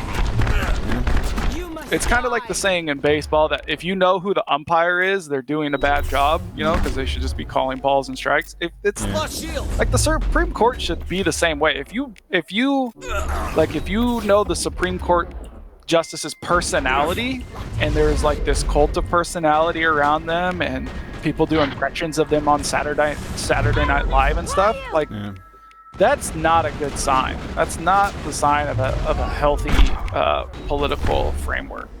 Yeah, that makes sense. I'm a nerd, so I follow the court, so it's a little different for people who are interested in the law, and reading Scalia's opinions and saying, oh my gosh, how witty. You know, or Kagan's opinions are pretty good. I mean, they're terrible, but they're well written, I should say. But yeah, I do hear you on that one. The problem is the court does exercise such ridiculous, unchecked power. You know, it is the trump card in American politics these days, and that's why there's such fighting over it. And it makes sense. I mean, you know, the stakes are huge. I mean, yeah, the stakes are huge. It's an inherent, like, it's got a ton of power. Yeah, that wasn't planned for. No. Yeah. And I agree. Like, if you're a politics nerd, like, you know, I definitely. What was it? Was it last summer the Title IX ruling that they had? And you know, Gorsuch ruled. He kind of. You could say switch sides, but I don't know if he'd switch sides necessarily. But he ruled in a way that a lot of conservatives didn't like, and so it was I definitely, as somebody who's like politically involved, like I liked kind of getting in the weeds and understanding that and stuff. But I wasn't like what a traitor. Rooting for him, like, oh yeah, go Gorsuch, you stuck it to the man or anything. Like, I was just like, oh, that's kind of an interesting, like I thought it was an interesting train of logic that he was following, and the people that don't read the opinions, or at least not, or don't even read summaries of the opinion, because you can get a summary of an opinion that breaks down the logic pretty well a lot of times and gives you an idea of how the thinking works. It's just the people who just say, oh, you voted against the thing that this party doesn't like, that makes you bad, you know? It's just, come on, you gotta. There's some logic behind it. I mean, for the most part, there's some legal reasoning that goes into this and some sort of precedent, right? That's typically how it works. Yeah. But no, other side bad. They just make everything up. And is a lot of like people. There's definitely been legal opinions where I was disappointed in the opinion, but more often than not, like, they follow a train of logic that you can't really argue with, and you have to, I have to recognize that I am not like I don't have a law degree. I have never practiced law. I have, you know, I'm a layman, and so I might disagree with them, but their argument is sound, and they. There's usually some sort of substance to it. There's usually some logic. Yeah, exactly. I mean, BB, should we like leave and restart or something, or? Yeah, probably. Now, I will say the opinion that says, you know, at the very core of being is the right to determine how one lives one's life. You know, the gay marriage decision. I just thought, what are you, a fucking philosopher king? You know, it's just, oh, you know what is at the core of being. All right, cool. You know, glad you can dispense your wisdom upon us. Thanks. You know, just, jeez. I oppose the Supreme Court ruling that says you can't prohibit gay marriage. I would oppose the Supreme Court ruling that said you can't have gay marriage. It's not an issue for the federal government. It's a state issue. And there's nothing in the Constitution to say otherwise. And that decision was laughable. I am of the opinion that there shouldn't be any kind of government involvement in marriage. Yeah, like, marriage should just be... It's a social thing, right? Yeah. Yeah, I mean... I in sentiment, I agree with you totally. I wonder. Where's it been in the meantime? I don't know. Well, I guess if you implement my idea of a flat tax, right, you wouldn't have to worry about deductions for being married or whatnot. You know, I'm not sure. There would probably still have to be laws surrounding marriage, and there would have to be divorce law of some sort, I think. But yeah, no government say in who marries or whatnot, right? So I guess polygamy would be legal under your system. I mean, people already live in like polycules and open marriages and stuff. So. Yeah. Look, I don't look at it as it's going to be perfect. I'm saying that there are trade-offs. I don't think widespread polygamy is a good thing, but you know, what is the trade-off? You know, what else are we gaining by allowing it, right? Because if there was no like tax incentive and things like that, then this wouldn't even be an issue.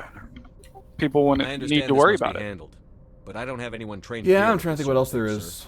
that goes along with it. I don't know. BB, I've got a server open. Yeah, I'm looking. I'm on like page 57. We probably need to. Sorry. We probably need to reform some of the welfare laws to accompany that too. I mean, they need reform anyway, but yeah, I wouldn't mind government getting more out of marriage and maybe all the way out as far as getting married goes. Maybe on the back end for divorces, we could still have laws to handle how spouses split things up and all that jazz, but you know, figuring out custody and that crap. But I would leave that to the states, you know, just let them handle it. Yeah, for sure. Because even, I mean, like in the states, you know, some states have common law marriages, and you never even have to sign a marriage certificate. But you know, if you live together for a long enough time, you're considered legally married, and they can sue for property and things like that. Sort of like squatters' rights in your partner's bed, right? Yeah, kind of. yeah, I hear you. But yeah, I oppose any rulings where they make up the law. And that ruling that abolished all the prohibitions on gay marriage, that was making up law. You might like the result, but the Supreme Court is, though. That's what it can do. Yeah, that is the problem. That is the problem. And we don't have a good check on it.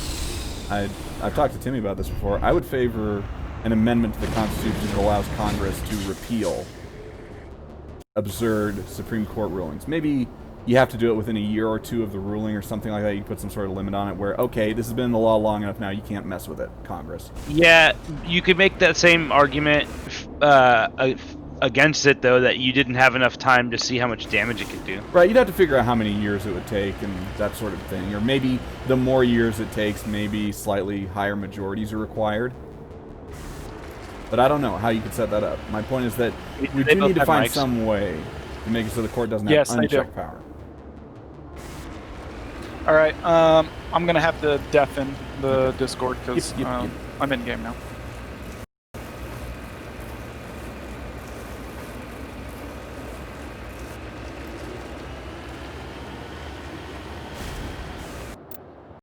Timmy, you still with me? Yeah, Julian. Okay. I'm gonna check the NFL scores for you real quick. Yeah, let's do it. Let's hear it. Let's see what's going on. So Miami beats the Jets 24-0, but only one football team played in that game, obviously. San Francisco 49ers up 14-6 over the LA Rams, so that's good. Detroit beats Jacksonville 34-16. Falcons beat Minnesota in the shit bowl 40-23. Giants by 1 over the Redskins. I mean the football team 20-19. Colts beat Cincinnati by 4. And those are the scores. And it's Buffalo and Kansas City tonight. That could be a good game. We'll see if the Bills respond from their spanking on Tuesday Night Football. Yeah, it looks like the Niners are about ready to score again. Yeah. Yeah, they're on the Rams 12, 2nd and 7. So, right before half. Okay.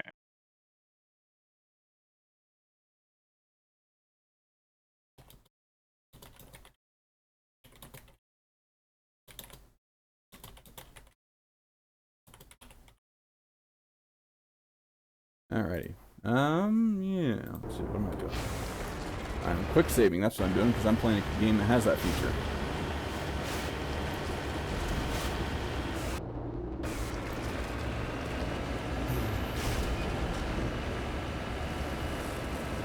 But yeah, Timmy, as I said, anybody who comes at me with the Tom Brady is greatest because of rings, I just have to look at them and say, you don't know football, brother. If you want to try to build up some cred based on MVPs and all-pros and all that, you can and stats, you can create an argument for Tom Brady. I don't think it's a very good one compared to other guys. But if you're coming at me with just, well, he's got the most rings, therefore he's the best. It's just, yeah, I think rings count for something. I don't think there's that much weight to them. I don't think they count for much. I mean, he's played great in some championships. He's played terribly in some championships. The guy is clutch. Nobody would deny that. But you don't even need the rings to prove that he's clutch. You know, he's shown it so many times. Nobody denies the clutch factor. Yeah. But if your argument is just rings or basically just rings, or that's the strong point, then you're almost not worth talking to at that point. Because you're just a fanboy. You know, you are just a fanboy. No, I can totally get behind that. As like, there's so much more to it than just rings. Well, and they're a team accomplishment. Now, being the best player in the league for a whole season, that's something. That takes a lot of doing, and you got to do it for a long time. 16-game schedule these days. Yeah.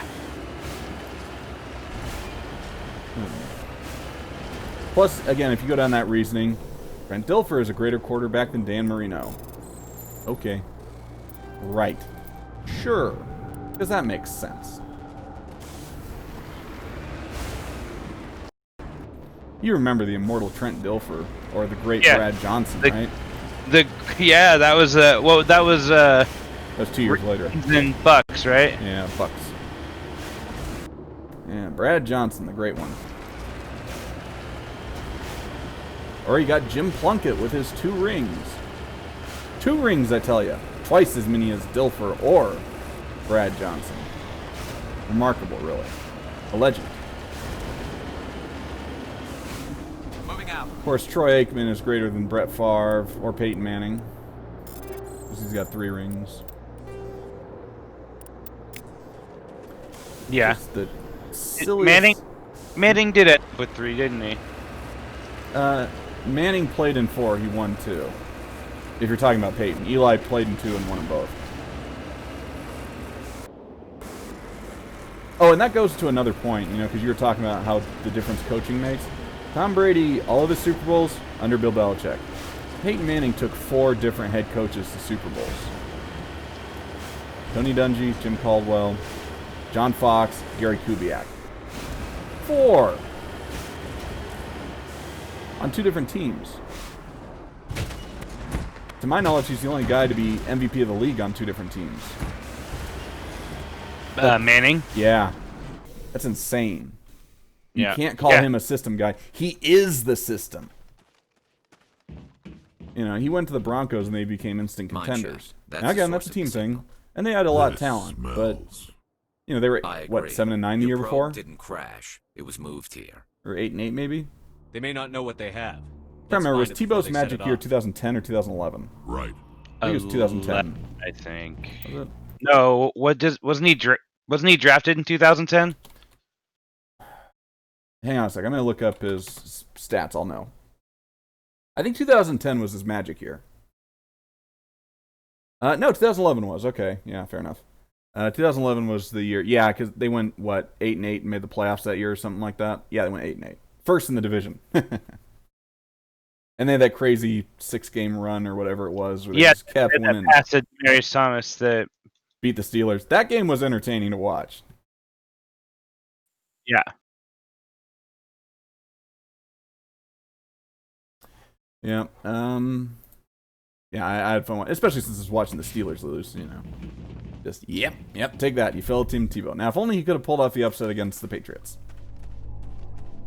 But no. Anyway. Where was I? Yeah.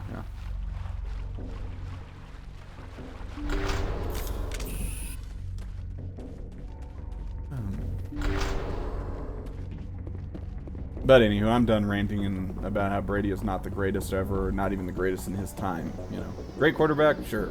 Legend, sure. Hall of Famer, yeah. First ballot, yeah. Will the Patriots retire his number? I would imagine. But I wouldn't put him at number 1 myself. I can see why other people do. I think they're wrong. But there you go.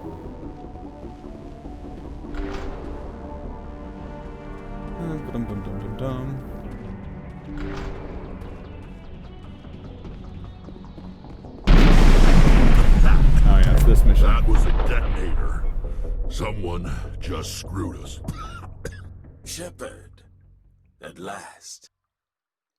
Have we met? You don't remember me. No matter. I remember you. I never forget anyone I've fought.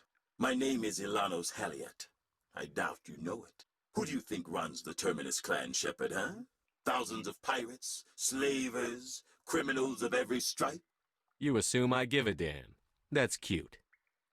The strongest. Man, I like some of Shepard's renegade responses. These are good. Kills the most men, seizes the most ships, pillages the most colonies. Pretty terse. 3 years ago, I was the strongest.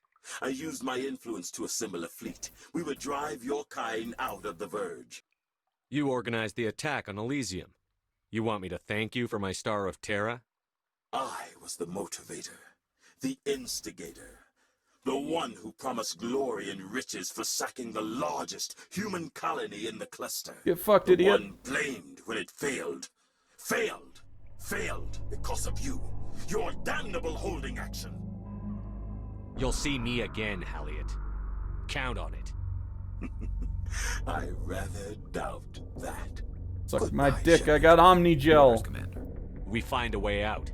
Someone up there needs my boot up his ass. See if there's anything in here we can use. Bomb.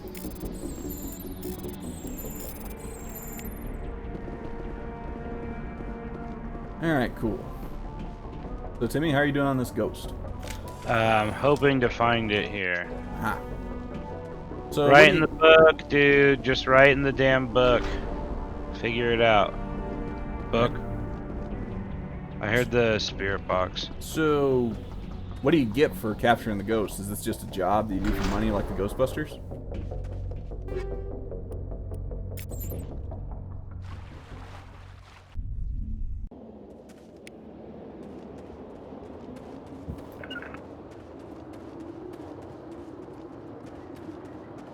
Jimmy? Yeah, I'm sorry, Julian. What was that? So what do you get for killing the ghost? Money in the game. Ah. So you're a bounty hunter. Yeah, more or less. Makes sense. Yeah. But you're pretty good at that. Now, is there a PvP mode? No, there's no PvP mode. I'm surprised you're that into it then. I guess you played that Dead by Daylight game.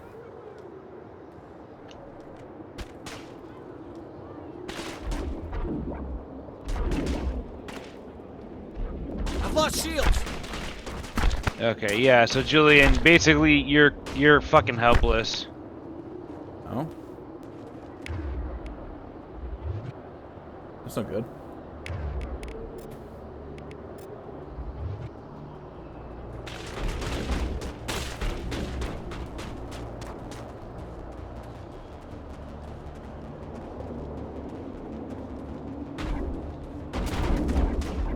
Wow. I've lost shields.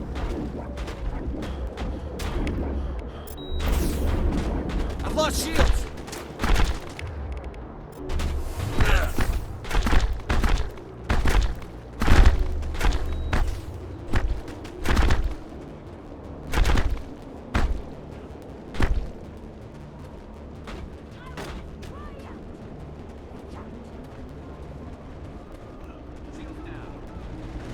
So annoying that on insanity difficulty so many of the enemies have immunity.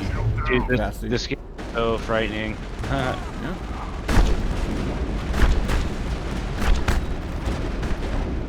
I've lost shields.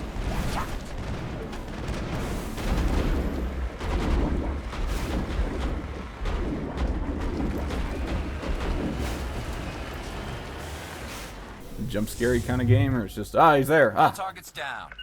Yeah, dude. Well, and he when they kill you, it's instant. You just die. That's gotta be disappointing.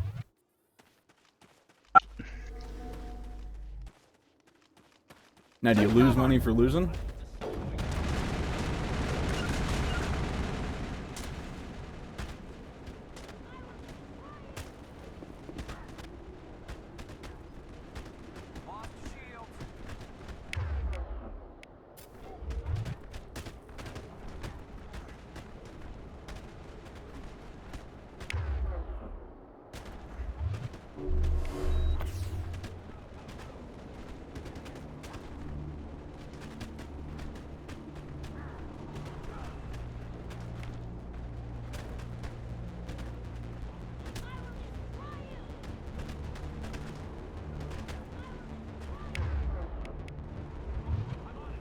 So is there a penalty for losing?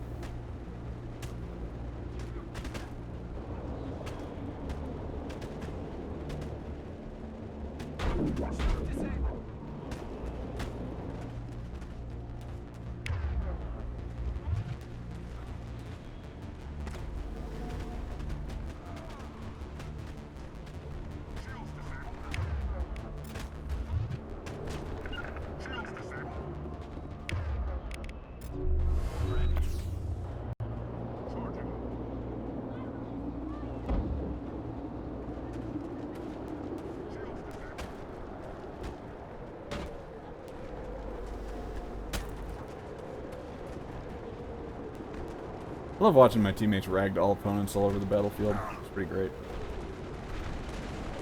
The physics in this game can get a little bit goofy. I'm down for that. No, don't do that. Do that. There you go. Perfect. Wreck him. Oh yeah, kill that one. The combat is so unbelievably slow if you let your teammates do all the fighting. Now it gets fun. No. Don't do that.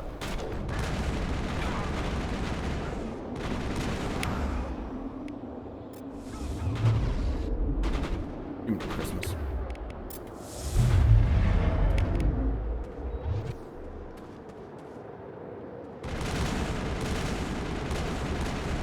There's another one? Where the heck was this bastard hiding?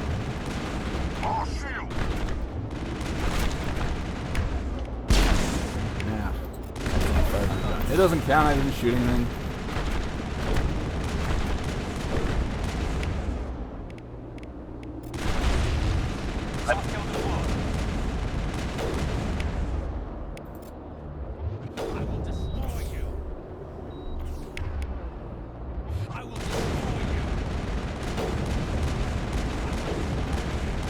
Kill him before he uses immunity. Nope. Heck no. Shield down.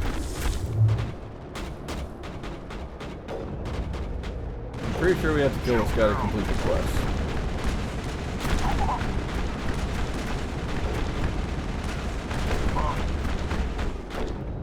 Come on, he's got a sliver of HP. Fuck your shields. Yeah. Get wrecked. Now kill that last one. Yay, I am the best. We got them all, Shepard.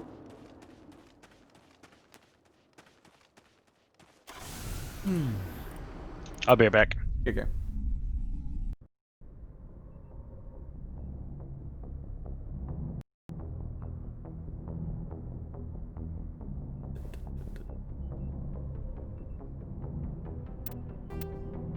I'm gonna save and I'm gonna call it a stream. You take care out there. Goodbye.